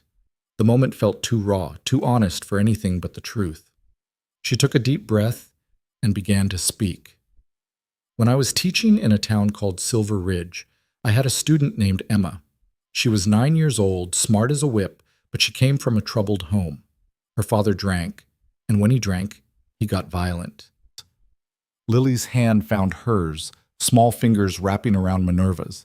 The gesture gave her strength to continue. Emma started coming to school with bruises. She'd make excuses, fell down the stairs, ran into a door, but I knew better. I documented it, reported it to the authorities, did everything I was supposed to do. But the system moved slowly, and her father was well connected in town. Nothing happened fast enough. Manurva's voice cracked. One night, her father came home drunk and angry. There was a fight. By the time the neighbors got the sheriff, it was too late. Emma was dead, and her mother was barely alive. Oh, Manurva. Garrett's voice was thick with sympathy. I should have done more. I should have taken her in myself, or found someone who could. I should have made more noise, refused to take no for an answer. Instead, I followed the rules, trusted the system, and a little girl died because I wasn't brave enough to break protocol. Tears streamed down her face now, years of guilt finally finding release. I left teaching after that, came to Redemption Creek and opened the store because I couldn't face another classroom, couldn't risk caring about another child who needed help I might not be able to give. And then I came along, Lily said softly. And then you came along. Another little girl who needed someone to fight for her. I couldn't save Emma, but maybe I could help save you. Lily threw her arms around Manurva's neck, holding tight. You did save me. You and my father both. You gave me a home when I didn't have one anymore. Over Lily's head, Manurva met Garrett's eyes. She saw her own pain reflected there, the same guilt and regret and desperate hope for redemption. We're all broken, aren't we? Garrett said quietly. All three of us, all trying to fix ourselves by helping each other. Is that so wrong? Manurva asked. No, I think maybe it's the only way any of us can heal. He reached out slowly, giving her time to pull away, and rested his hand over both of hers and Lily's. I don't know what this is between us, whether it's love, or just shared pain, or something in between, but I know I don't want to lose it. I don't want to lose either of you. Then don't, Lily said simply. Don't push us away because you're scared. That's what you did to my mama, and look how that turned out. The words were harsh but fair. Garrett flinched but didn't let go of their hands. You're right. You're absolutely right. He looked at Manurva. I've been keeping you at arm's length because I convinced myself I didn't deserve more than a business arrangement, but that's just fear dressed up as nobility, isn't it? Yes, Manurva said, and I've been doing the same thing, telling myself I was just here for Lily, that I didn't need or want anything more. But that's a lie too. So what do we do now? Garrett asked. Manurva smiled through her tears. I think we stop lying to ourselves. Stop pretending we're just going through the motions. And we try, really try, to be a family. Not a perfect one, but a real one. With all the mess and mistakes that come with it, Garrett added. Exactly. Lily looked between them, her young face serious. And no more secrets? No more pretending? No more secrets, they said in unison. Good. Lily settled back against Manurva, satisfied. Because I'm tired of everyone being sad all the time. Mama wouldn't have wanted that. She was right. Catherine's letter had been clear about that. She wanted them to heal, to move forward, to find joy again despite the pain. The fire crackled. Outside, snow began to fall, big fat flakes that caught the late afternoon light. And inside the cabin, 3 people sat together, holding hands, beginning the slow work of becoming what they'd claimed to be all along, a family. Not because they had to be, but because they chose to be. And in that choice lay the first real seeds of healing. That night marked a turning point, though none of them could have predicted how fragile their newfound honesty would prove to be when tested. The snow that had begun falling that afternoon continued through the evening, transforming the world outside into something clean and white and seemingly untouched by the complications of human emotion. Lily fell asleep easily for the first time since arriving. Her small body relaxed against Manurva's side, one hand still clutching her doll, but the other stretched out as if reaching for comfort even in sleep. Manurva lay awake listening to the child's steady breathing, feeling the weight of responsibility settle more heavily on her shoulders now that she'd admitted how much she cared. In the other room, she could hear Garrett moving around, restless despite the late hour. The floorboards creaked under his weight, a rhythmic pacing that spoke of a mind unable to settle. Finally, unable to bear the sound of his solitary struggle, Manurva eased herself out of bed and wrapped a shawl around her shoulders. She left the bedroom door slightly ajar so she could hear if Lily woke, then padded barefoot into the main room. Garrett stood at the window, his forehead pressed against the cold glass, watching the snow fall. He didn't turn when she entered, but his shoulders tensed with awareness of her presence. "Can't sleep?" she asked quietly. "Never can." His breath fogged the glass. "Some nights are worse than others." "What makes tonight worse?" He was silent for so long she thought he wouldn't answer. Then, "I keep thinking about what could have gone wrong. If you'd said no that day in your store. If the county had decided I wasn't fit. If Lily had refused to even try to forgive me. Any one of those things could have happened, and I'd have lost her forever. But they didn't happen. This time. But what about next time? What happens when I inevitably fail her in some other way? When I prove I'm not capable of being what she needs?" Manurva crossed to stand beside him, her reflection ghostly in the dark glass. "You're going to make mistakes. We both are. That's part of being human, part of being parents. The question isn't whether you'll fail. It's what you do when you do." "How are you so sure I won't just run again?" "Because you didn't run when it would have been easier. You could have ignored the telegram, could have let the county take her, could have avoided all of this pain and responsibility. But you didn't." She placed her hand on his arm, feeling the tension in his muscles. "You chose the harder path. That tells me everything I need to know." Garrett finally turned to look at her, his dark eyes searching her face in the dim light. "I meant what I said earlier, about caring for you. I know that's not enough, not compared to what you deserve, but stop." Manurva's voice was gentle but firm. "Stop deciding what I deserve. I'm capable of making my own choices about what I want." "And what do you want?" The question hung between them, heavy with possibility. Manurva took a breath, choosing her words carefully. "I want what we started building today. I want honesty, even when it's uncomfortable. I want partnership, even when it's hard. I want to wake up every morning knowing I'm part of something that matters." She paused, then added more softly, "And I want to stop being so afraid of connection that I sabotage it before it has a chance to grow." Garrett's hand came up to cover hers where it rested on his arm. His palm was warm, calloused, trembling slightly. "I don't know how to do this. Any of this. Marriage, fatherhood, building a life with people who depend on me. Neither do I. We'll figure it out together." "What if I can't be what you need? What if you already are?" She turned her hand over, lacing her fingers through his. "I didn't marry you expecting some fairy tale romance, Garrett. I married you expecting exactly what we have. Two broken people trying to do right by a child who needs them. Everything else is just us trying to survive each other." A ghost of a smile touched his lips. "That's a hell of a way to describe a marriage." "It's an honest way." She squeezed his hand. "Which is all I'm asking for." They stood like that for a long moment, hands clasped, watching the snow fall. Then Garrett spoke again, his voice barely above a whisper.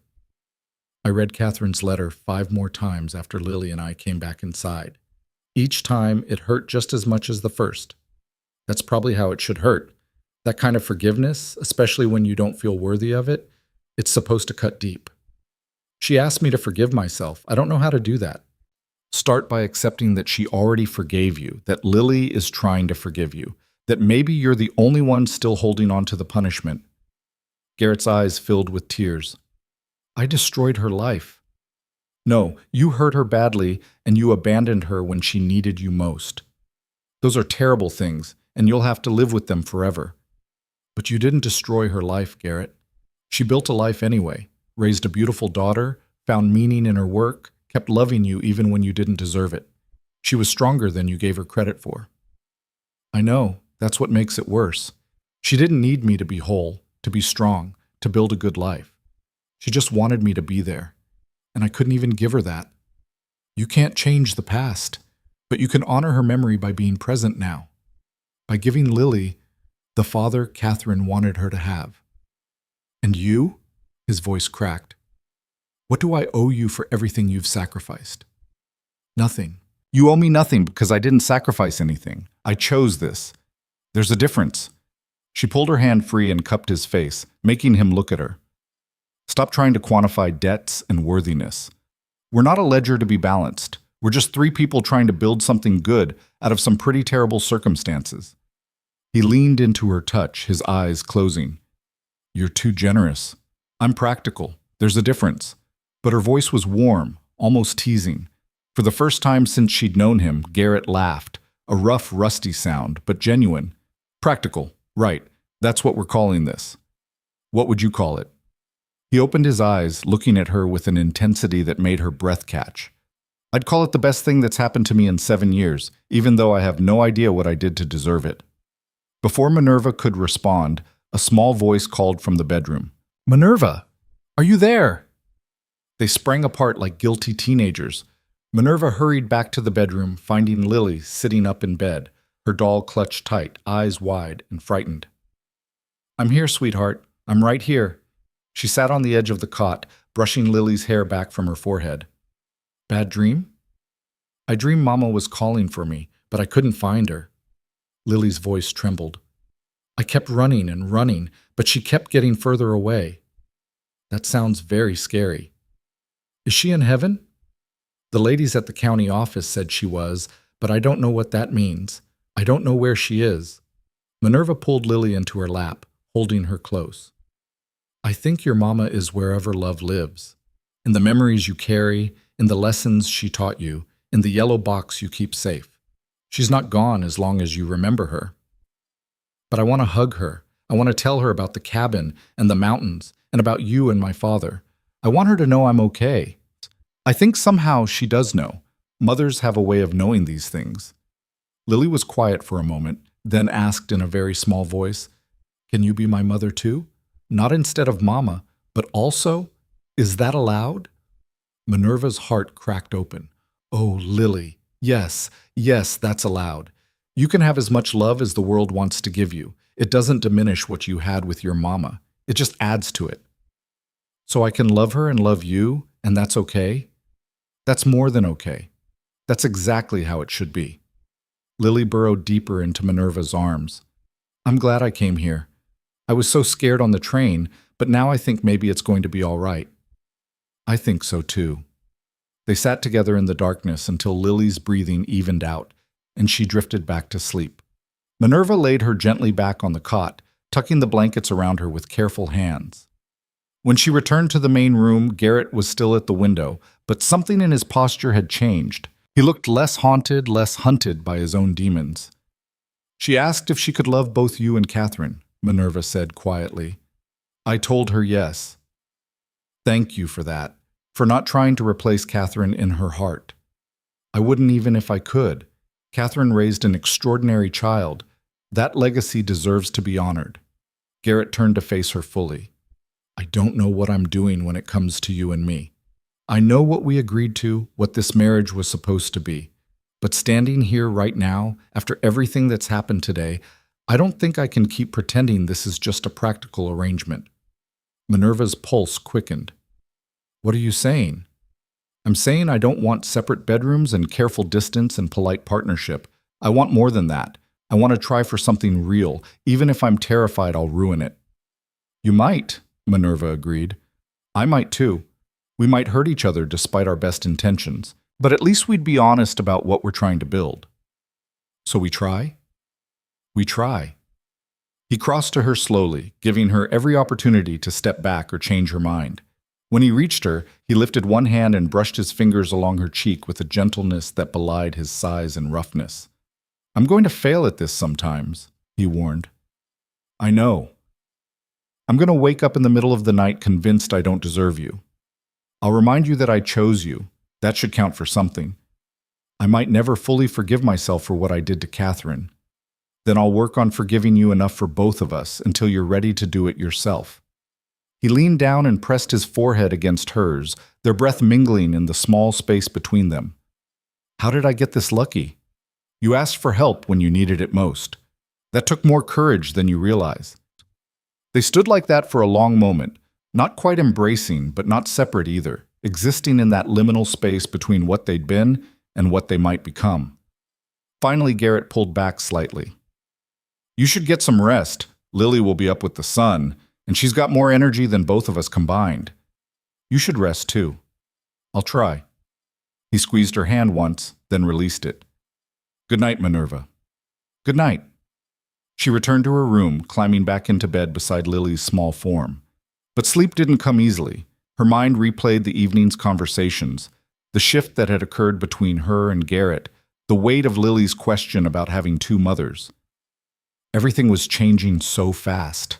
A month ago, she'd been a lonely shopkeeper with no family and few friends. Now she was a wife and a mother figure, part of a fragile new family unit that was still finding its footing. The responsibility of it terrified her. But beneath the fear, something else bloomed, something that felt dangerously like hope. The next morning dawned clear and blindingly bright, the sun reflecting off fresh snow until it hurt to look outside. Lily woke full of energy, chattering about building a snow fort and learning to make snow angels. The shadow of her nightmare had faded with the morning light, replaced by the resilient optimism of childhood. Garrett joined them for breakfast, and Manurva noticed the way his eyes lingered on her, the small smile that played at the corners of his mouth when their gazes met. Something had shifted between them, subtle but undeniable. After breakfast, they bundled Lily into every warm piece of clothing they could find and ventured outside. The world had been transformed overnight, every tree branch heavy with snow, every surface smooth and pristine. Lily's laughter rang out across the clearing as Garrett showed her how to pack snow into balls, how to stack them to build a fort. Manurva watched them together, father and daughter, seeing the careful way Garrett moved around Lily, always checking, always making sure she was warm enough, safe enough, happy enough. "Your turn," Lily called, waving Manurva over. "We need more hands to build this properly." Manurva joined them, and together they constructed an impressive fort complete with walls and a lookout tower. Then came the inevitable snowball fight, with Lily gleefully pelting both adults while they pretended to be mortally wounded by each hit. By the time they trudged back inside, all three of them were soaked and shivering and laughing. Manurva built up the fire while Garrett helped Lily change into dry clothes. Then they gathered around the hearth with hot tea and bread, their cheeks flushed with cold and exertion. "Can we do that every day?" Lily asked, her eyes bright. "When it snows, absolutely," Garrett promised. "And when it doesn't snow, then we find other things to do together. Explore the woods, fish in the creek when it thaws, pick berries in summer." He glanced at Manurva. "Whatever we want." "I like that," Lily said contentedly. "Having choices, having people to do things with." She curled up against Manurva's side, her earlier energy spent, drowsiness overtaking her. Within minutes, she was asleep, her head resting on Manurva's lap. Garrett watched them from across the fire, his expression unreadable. "What?" Manurva asked softly, careful not to wake Lily. "Just thinking about how different this is from what I imagined. When I got that telegram, I thought the best I could hope for was to keep Lily out of an orphanage. I never imagined this. Moments like this, where it actually feels like we're a family. We are a family. Unconventional maybe, but real. How long do you think it'll take before I stop waiting for it all to fall apart?" "I don't know. How long do you think it'll take me to stop expecting you to leave?" He flinched at the truth of it. "Fair point. We're both carrying old wounds. Then we heal together. It's harder that way, but maybe more honest." Lily stirred in her sleep, murmuring something about yellow curtains. Both adults smiled at the sound. "She dreams about Catherine a lot," Garrett observed. "She should. Catherine was her world for 6 years. That doesn't just disappear because she's here now. Does it bother you that she'll always love her mother more than she could ever love you? Manurva considered the question carefully. No, because what she feels for Catherine and what she might eventually feel for me are completely different things. One doesn't diminish the other. There's room in a child's heart for both. You're very wise about this. I'm not wise. I'm just trying to do right by a little girl who's lost too much already. She stroked Lily's hair gently. And maybe trying to forgive myself for the child I couldn't save. Emma. Yes, Emma. The name still hurt to say. I see her sometimes when I look at Lily, see what she might have become if someone had fought harder for her. You can't save everyone, Manurva. I know, but I can save this one. We both can. They sat in comfortable silence, listening to the fire crackle and Lily's soft breathing.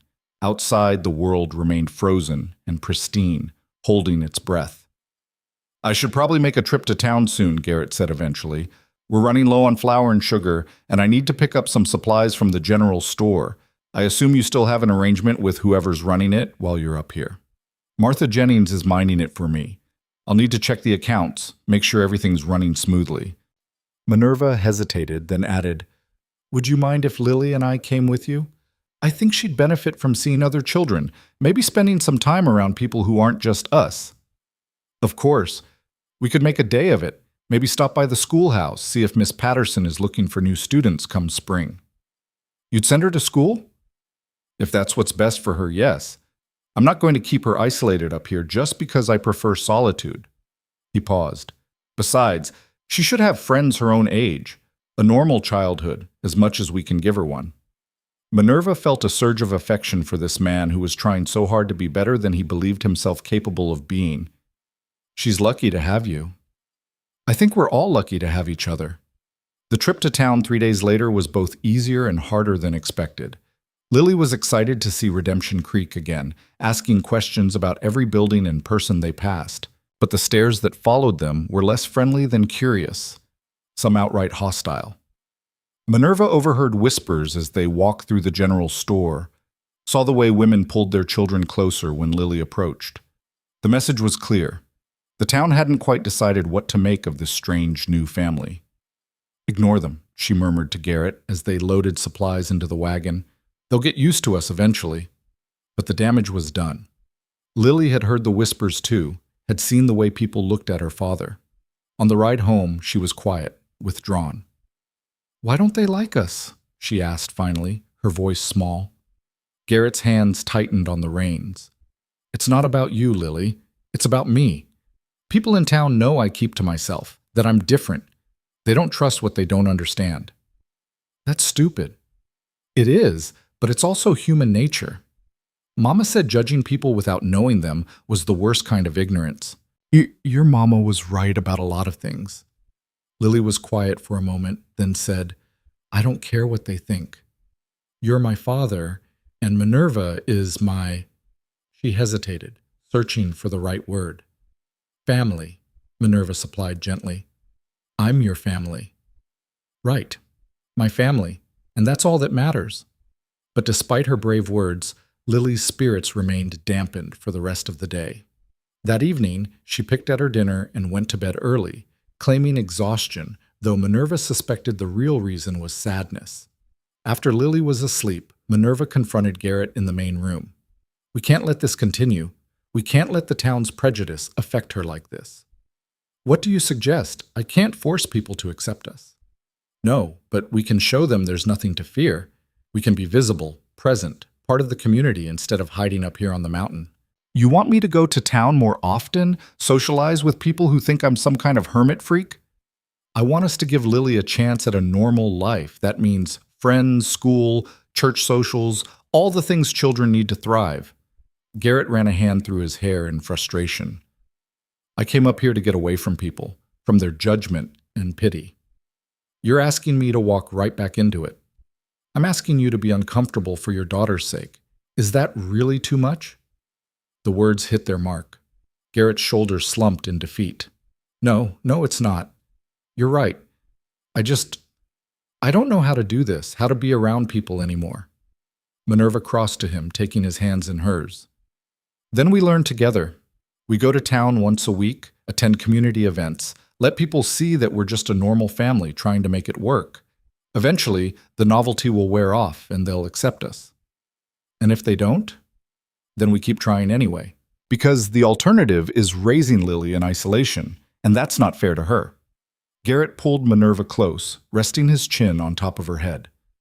When did you become the brave one? I've always been brave. You just didn't notice because I was too busy being practical. He laughed softly. Fair enough. They stood like that for a long moment, drawing strength from each other. Then Garrett pulled back, his hands framing Minerva's face. Thank you, he said simply. For what? For not letting me hide, for pushing me to be better, for caring enough to fight for what Lily needs, even when it's hard. That's what partners do.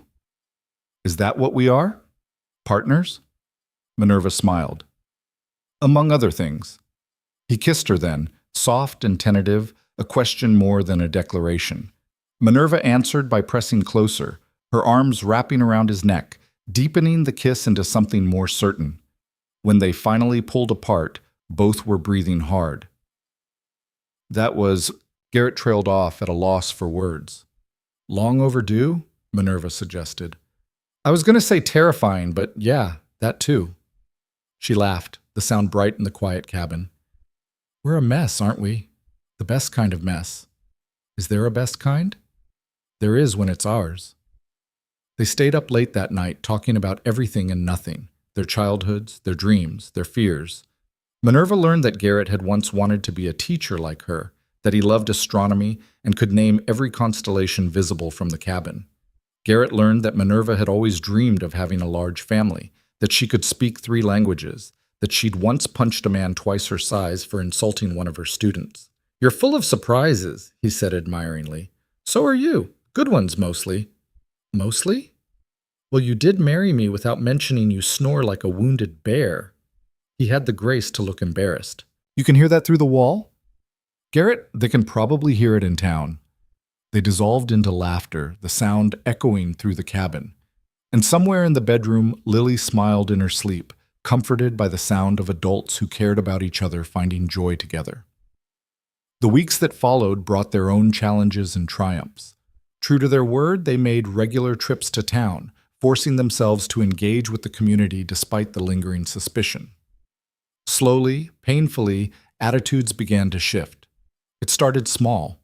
Mrs. Henderson from the bakery offering Lily a cookie, Old Tom at the livery stable teaching her about horses, Miss Patterson welcoming her into the schoolhouse for informal lessons. Lily bloomed under the attention, her natural brightness emerging more fully now that she had peers to interact with. She made friends with 2 girls her age, Mary and Sarah, and soon the 3 of them were inseparable during town visits. Watching his daughter laugh and play with other children, Garrett felt something loosen in his chest, a knot of anxiety he'd been carrying since the day she'd arrived. She's going to be all right, Minerva murmured beside him. We're all going to be all right, he corrected. And standing there in the town square, surrounded by people who were slowly learning to accept them, Garrett allowed himself to believe it might actually be true. But belief, Garrett was learning, was a fragile thing that required constant tending. Just when he thought they'd found their footing, winter tightened its grip on the mountain with a ferocity that reminded them how small and vulnerable they really were. The blizzard came without warning one February afternoon. Garrett had gone down the mountain to collect mail and pick up medicine for Lily, who'd been fighting a persistent cough. He'd promised to be back before dark, kissed both of them goodbye, and disappeared down the trail with the confidence of a man who knew these mountains intimately. But the storm rolled in faster than anyone predicted, swallowing the world in white within an hour. Minerva stood at the window, watching the snow fall so thick she couldn't see past the porch, and felt fear grip her throat like a fist. "Where's my father?" Lily asked, appearing at her side. Her cough had worsened over the past hour, each breath rattling in her chest. "He'll be home soon," Minerva said, with more confidence than she felt. "He knows these mountains better than anyone." But what if he's lost? What if something happened? Then we trust that he's smart enough to find shelter and wait out the storm. Minerva pulled Lily close, feeling the fever radiating from the child's small body. "Come on, Let's get you back to bed. That cough needs tending to." She tucked Lily in with extra blankets, brewed tea with honey, and tried to ignore the way the wind howled around the cabin like something alive and hunting. Hours crawled by. Darkness fell. Still no Garrett. Lily's fever climbed higher. She tossed and turned, calling out for her mother, for Garrett, sometimes for Manurva in moments of clarity. Manurva bathed her forehead with cool cloths, forced sips of water down her throat, and prayed to anything that might be listening that this child wouldn't be taken from her the way Emma had been. Not again. She couldn't survive losing another child. Around midnight, Lily's fever broke suddenly, leaving her weak but lucid. She clutched Minerva's hand with surprising strength. "He's coming back, isn't he?" Lily whispered. "My father, he's not going to leave us like he left Mama." "He's coming back," Minerva said firmly, willing it to be true. "He promised you he'd stay, and he keeps his promises now." "What if he doesn't have a choice? What if the mountain takes him?" The child's fear was so raw, so reminiscent of Minerva's own terror, that she had to fight back tears. "Then we'll go find him, but I don't think we'll have to. Your father is strong and stubborn, and he loves you too much to let a little snow stop him." "It's not a little snow, it's a lot of snow." "Fair point."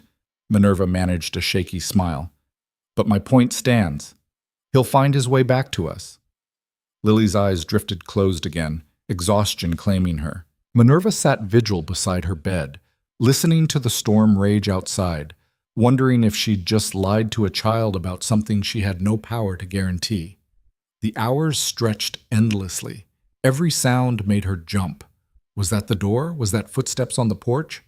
But each time it was just the wind playing tricks, the cabin settling, her own desperate imagination conjuring what she needed to hear. Dawn came gray and muted, the storm finally spent. Minerva left Lily sleeping and ventured outside, her heart in her throat. Snow had drifted against the cabin walls, burying the porch steps completely. The world was silent and strange, transformed beyond recognition. No sign of Garrett, no tracks leading to the cabin. She was pulling on her coat, preparing to go search despite the impossibility of it, when she heard it, a faint shout from down the trail. Minerva ran, stumbling through snow that came up to her knees in places, her breath coming in ragged gasps. And there, emerging from the tree line like a ghost, was Garrett. He was leading his horse, both of them covered in snow and ice, his face red with cold but his eyes fierce with determination. "Garrett!" She reached him and he dropped the reins, catching her in his arms. "I'm sorry," he gasped. "Storm came too fast. Had to shelter in the old hunter's cabin about 3 miles down. Couldn't risk the trail in the dark." "You're here now. That's all that matters." She pulled back to look at him properly, checking for frostbite, injuries. "Are you hurt?"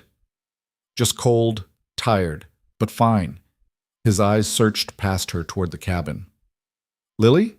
Her cough?" "Fever broke around midnight. She's sleeping now." Minerva helped him brush the worst of the snow off.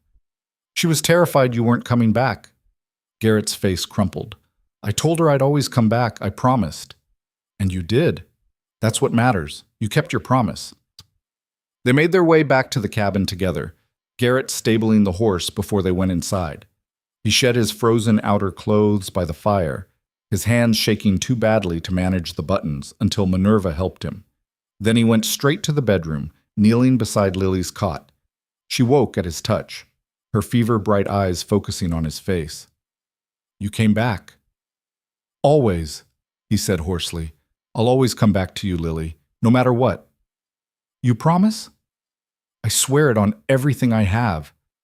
Lily threw her arms around his neck, and Garrett held her with a desperation that made Minerva's chest ache. This was what healing looked like, messy and terrifying and built moment by moment on kept promises and hard-won trust. The weeks after the blizzard brought a subtle but profound shift in their household. Garrett seemed lighter somehow, as if surviving the storm and making it back to them had proven something to himself. He smiled more easily, laughed more often, reached for Minerva's hand without hesitation. And Minerva found herself falling, slowly, carefully, but undeniably, in love with this man who tried so hard to be better than he believed himself capable of being. It terrified her. One evening in early March, after Lily had gone to bed, Minerva sat by the fire with her thoughts churning. Garrett emerged from checking on his daughter and found her staring into the flames, her expression troubled. "What's wrong?" He settled beside her, close enough that their shoulders touched. "I'm scared," she admitted. "Of what?" "This. Us. How much it would hurt if I lost it." She turned to look at him. "I've built walls for so long, Garrett. After Emma, after everything, I convinced myself that caring too much was a weakness, that distance was safety. And now I care so much it physically hurts sometimes. When you were lost in the storm, when Lily was burning with fever, I thought I might die from the fear of losing either of you." She laughed shakily. So much for being practical. Garrett took her hand, threading his scarred fingers through hers.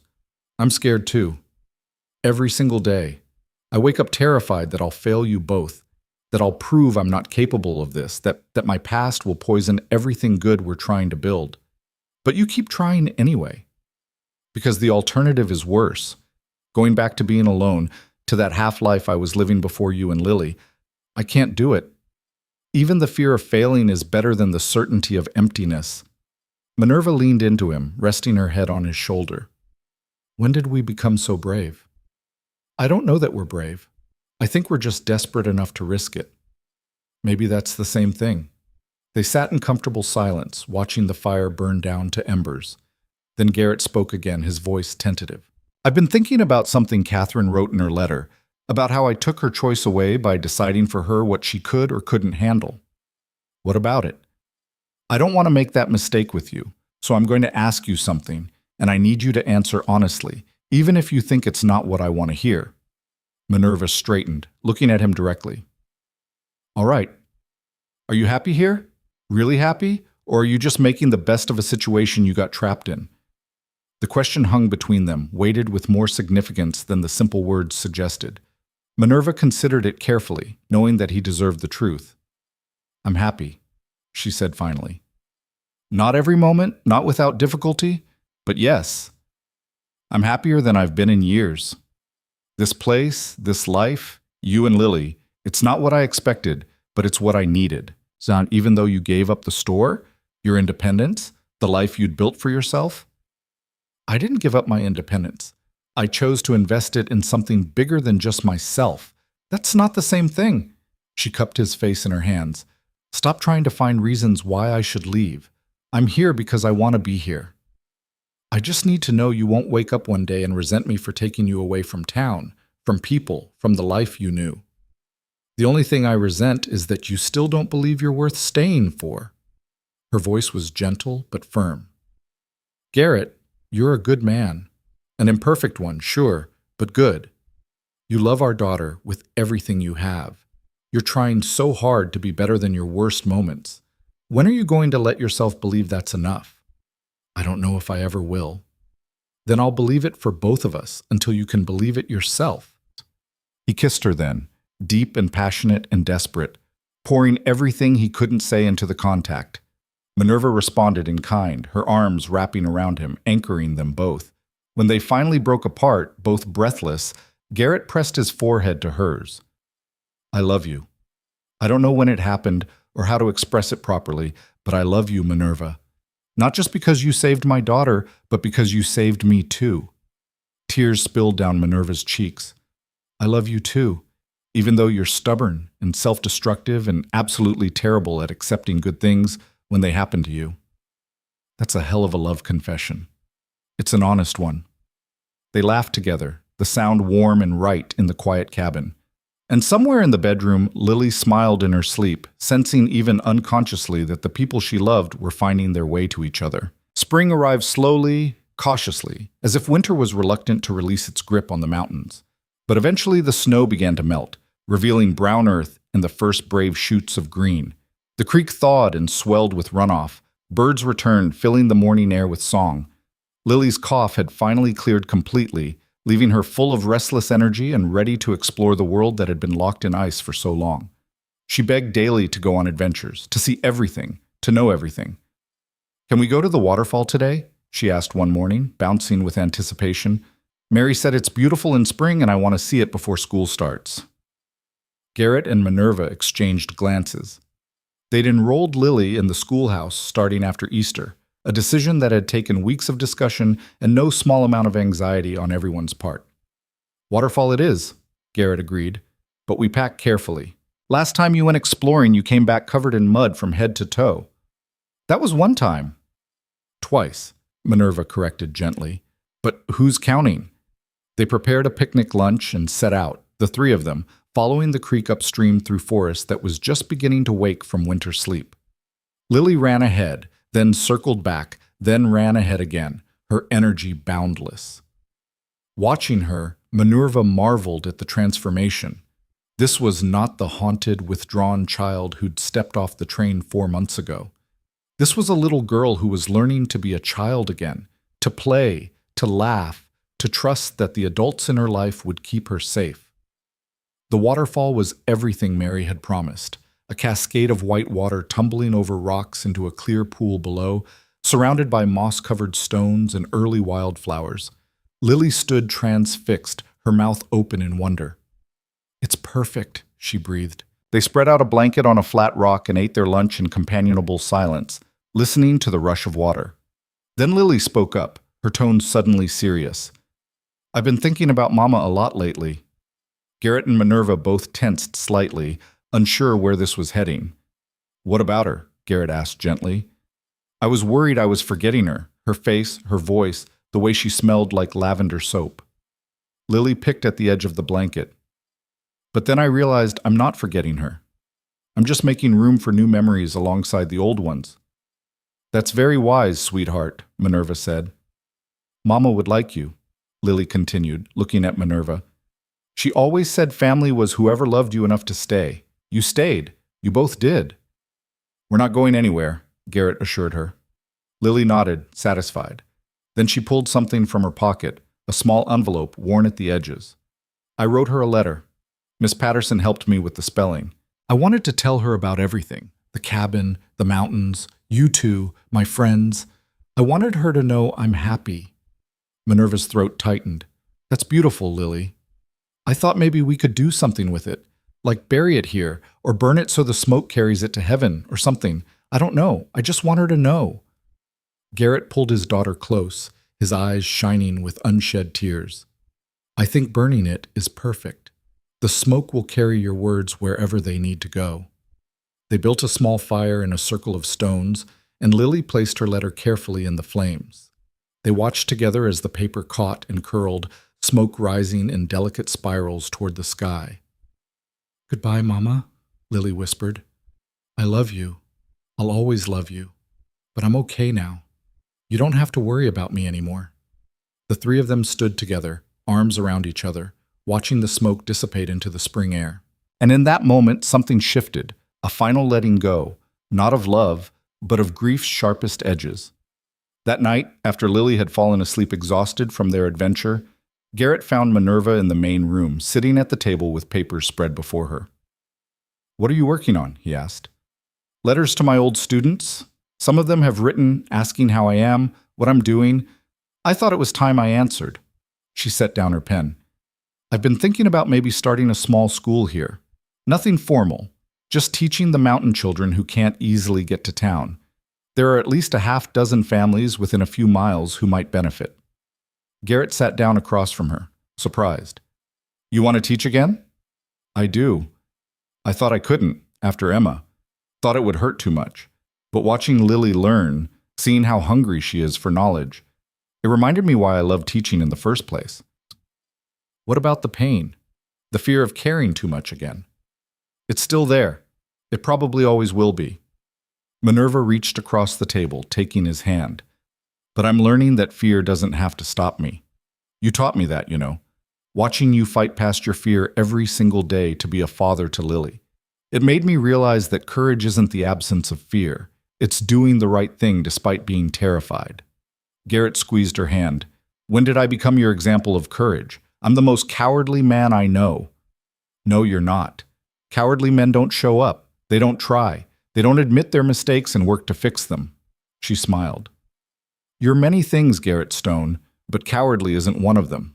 Not anymore." "I like this version of me you see. The one who's brave and capable and worthy of good things. Then maybe start believing in him. They talked late into the night about the school, about the future, about all the possibilities that were opening up now that they'd stopped living in fear of their pasts. And when they finally went to bed, together now, in the larger room they'd decided to share, they fell asleep holding each other, secure in the knowledge that they'd found something worth fighting for. The months that followed brought their own challenges, but nothing they couldn't face together. The small mountain school became a reality, with 5 children attending lessons in the cabin 3 days a week. Lily thrived in town school, making friends and bringing home stories that filled their evenings with laughter. Garrett found work as a hunting guide for wealthy men from Denver who wanted to experience the mountains. The money was good, and he discovered he had a talent for teaching city folk how to survive in the wilderness. More importantly, the work helped him reconnect with the community, proving he was more than just the hermit of the mountain. And Manurva bloomed in ways she hadn't thought possible. Teaching again filled a void she'd been carrying since Emma's death. Each child who walked through their door was a chance at redemption, an opportunity to protect and nurture and make a difference. But it was a warm evening in late June, nearly 8 months after Lily's arrival, that brought the final piece of healing into sharp focus. They were sitting on the porch watching the sunset paint the mountains in shades of gold and crimson. Lily was teaching them a song she'd learned at school, her clear voice carrying across the clearing. Garrett had his arm around Manurva's shoulders, and she leaned into him, content. "I have something to tell you both," Lily announced suddenly, her song forgotten. "What is it?" Manurva asked. Lily took a deep breath, her young face serious. "I've been calling you Manurva this whole time because I didn't know if it was okay to call you mother, and I've been calling you father," she looked at Garrett, "because that felt safer than dad or papa. But I don't want to be safe anymore. I want to be honest." She stood up, looking between them both. "So if it's all right with you, I'd like to call you mother, because that's what you are to me now. And I'd like to call you papa, because you've earned it." Garrett's face crumpled, and he pulled Lily into his arms, unable to speak through the tears. Manurva joined them, wrapping her arms around both of them, and they stood there as a family. Not because blood or law dictated it, but because they'd chosen each other. "We'd be honored," Manurva finally managed to say. "More than honored," Garrett added, his voice thick. "Thank you, Lily. Thank you for giving us a chance." "You gave me a chance too," Lily pointed out. "We all gave each other chances. That's what makes us a real family." Later, after Lily had gone to bed still chattering about how happy she was, Garrett and Manurva sat together under the stars. "Did you ever imagine this?" Manurva asked. "When I walked into Judge Morrison's office with you that day?" "Never. I thought the best I could hope for was to keep Lily out of an orphanage. I never dreamed I'd find a family, a purpose, a reason to believe in myself again. And now? Now I wake up every morning grateful, terrified still sometimes, but grateful." He pulled her closer. "You saved my life, Manurva. You and Lily both. We saved each other. That's how it works when people actually let themselves be vulnerable enough to accept help." They sat in comfortable silence, listening to the night sounds of the forest. Then Garrett spoke again, his tone thoughtful. "I've been thinking about Catherine's letter lately, about forgiveness and second chances and letting go of guilt. Have you forgiven yourself yet?" "Not completely. Maybe I never will. Not entirely. But I'm getting there. Every day that I'm here for Lily, every promise I keep, every moment I choose to be present instead of running, it gets a little easier. That's all any of us can ask for. Progress, not perfection." "When did you get so wise?" "I've always been wise. You just weren't paying attention." He laughed and kissed the top of her head. "I'm paying attention now." "Good. Don't stop." As summer deepened, their life found a rhythm that felt sustainable, even joyful. The mountain school flourished, with 2 more families asking if their children could attend. Garrett's guiding business grew, bringing in enough income that Manurva could teach without worrying about finances. Lily continued to thrive, her laughter a constant presence in their home. But perhaps the most profound change was in the way they looked at each other, Garrett, Manurva, and Lily. The wariness had faded, replaced by genuine affection and trust. They'd become fluent in each other's needs, attuned to each other's moods. They'd become what they'd claimed to be all along, a family. One evening in August, almost a year to the day since Garrett had walked into Manurva's store, they decided to celebrate. Nothing elaborate, just a special dinner, a cake Lily had helped bake, and stories shared around the table. "Tell me again how you asked Mother to marry you," Lily requested, as she had many times before. She loved the story, loved imagining that dramatic day when everything had changed. Garrett and Manurva exchanged amused glances. The story had been polished through multiple tellings, the rough edges smoothed away. "I was desperate," Garrett began, "terrified I was going to lose a daughter I'd never even met. So I went to the only person in town I thought might be kind enough to help." "And Mother said yes right away," Lily prompted. "Actually, she made me work for it," Garrett corrected gently. "She set conditions, made me promise to be honest, to communicate, to try to forgive myself.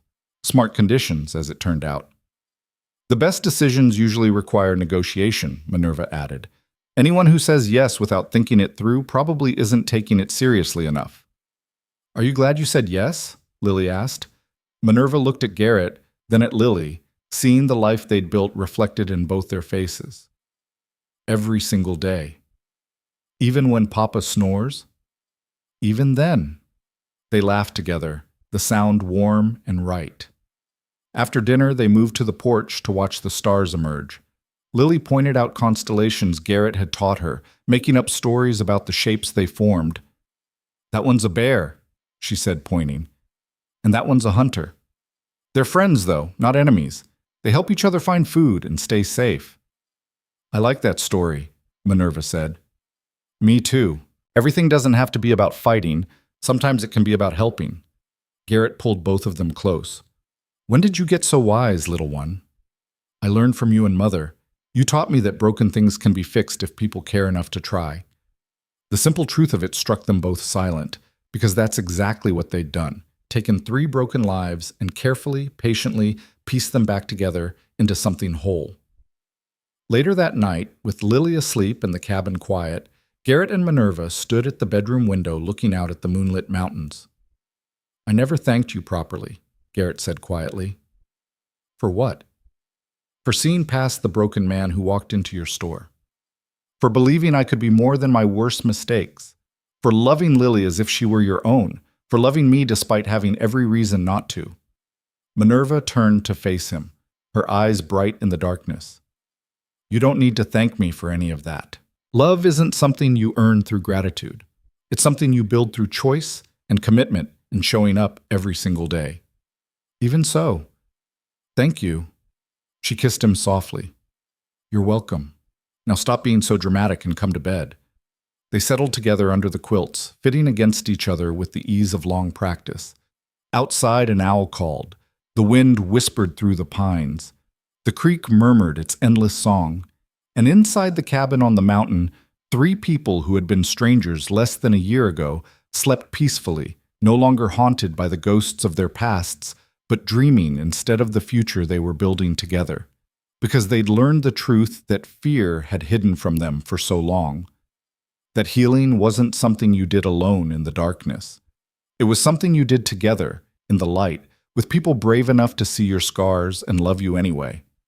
They'd learned that families weren't just made of blood and law. They were made of choice and commitment and the courage to keep trying even when it hurt. They'd learned that forgiveness, of yourself and others, wasn't a destination you reached, but a practice you committed to, day after day, moment by moment. And most importantly, they'd learned that love, real love, wasn't about perfection or worthiness or earning the right to be cared for. It was about vulnerability and honesty and the willingness to let someone see you at your worst and choose to stay anyway. Garrett Stone had walked into that general store, a desperate, broken man, convinced he deserved nothing but solitude and punishment. He'd left it a husband and father, beginning the long journey toward becoming the man Catherine had always believed he could be. Manurva Dalton had spent years hiding from connection, convinced that caring too much would only lead to more pain. But she'd taken a chance on a stranger and his daughter, and in doing so, had found the family she'd been longing for without even realizing it. And Lily Hope Stone had arrived on a train as an orphan, terrified and grieving, convinced she'd lost everything that mattered. But she'd found two people willing to fight for her, to love her, to help her carry the weight of her grief until it became bearable. They were not a perfect family. They still had hard days, still struggled with old wounds that hadn't completely healed. But they were real, and they were trying, and that was enough. As autumn painted the mountains in shades of red and gold, they settled into their life with the confidence of people who'd survived the worst and come out stronger. Manurva's school continued to grow. Garrett's guiding business kept him connected to the community. Lily flourished in ways none of them could have predicted. And on quiet evenings when they sat together by the fire, Garrett sometimes thought about Catherine and silently thanked her for the gift of forgiveness she'd given him. Not because it erased his mistakes, but because it had allowed him to finally become the father their daughter deserved. Manurva sometimes thought about Emma, about the child she couldn't save, and she made peace with the fact that redemption didn't come from fixing the past. It came from doing better in the present, from protecting and nurturing the children she could reach. And Lily sometimes dreamed of her mother, but the dreams were no longer nightmares. They were memories preserved in amber, precious and painful and perfect in their own way. She carried Catherine in her heart alongside her growing love for Garrett and Manurva, understanding that a person could hold multiple truths at once without contradiction. They had become what they needed most, proof that healing was possible, that second chances were real, that love could bloom even in the hardest soil if tended with enough patience and care. Years later, when people in Redemption Creek told the story of the hermit who came down from the mountain looking for a wife and the shopkeeper who agreed to marry him sight unseen, they told it as a cautionary tale about desperation and hasty decisions. But those who knew the family, who'd watched Lily grow into a confident young woman, who'd seen Garrett transform from a haunted recluse into a respected member of the community, who'd witnessed Manurva's school change lives across the valley, they knew the real story. It wasn't about desperation or convenience or practical arrangements. It was about three broken people who'd been brave enough to reach for each other when reaching out felt impossible. It was about choosing healing over hiding, connection over safety, love over fear. It was about the truth that sometimes the family you need isn't the one you're born into or the one you planned for. Sometimes it's the one you build from scratch, piece by careful piece, with people who are just as lost and just as determined to find their way home. And in the end, that was the only story that mattered. The rest was just details.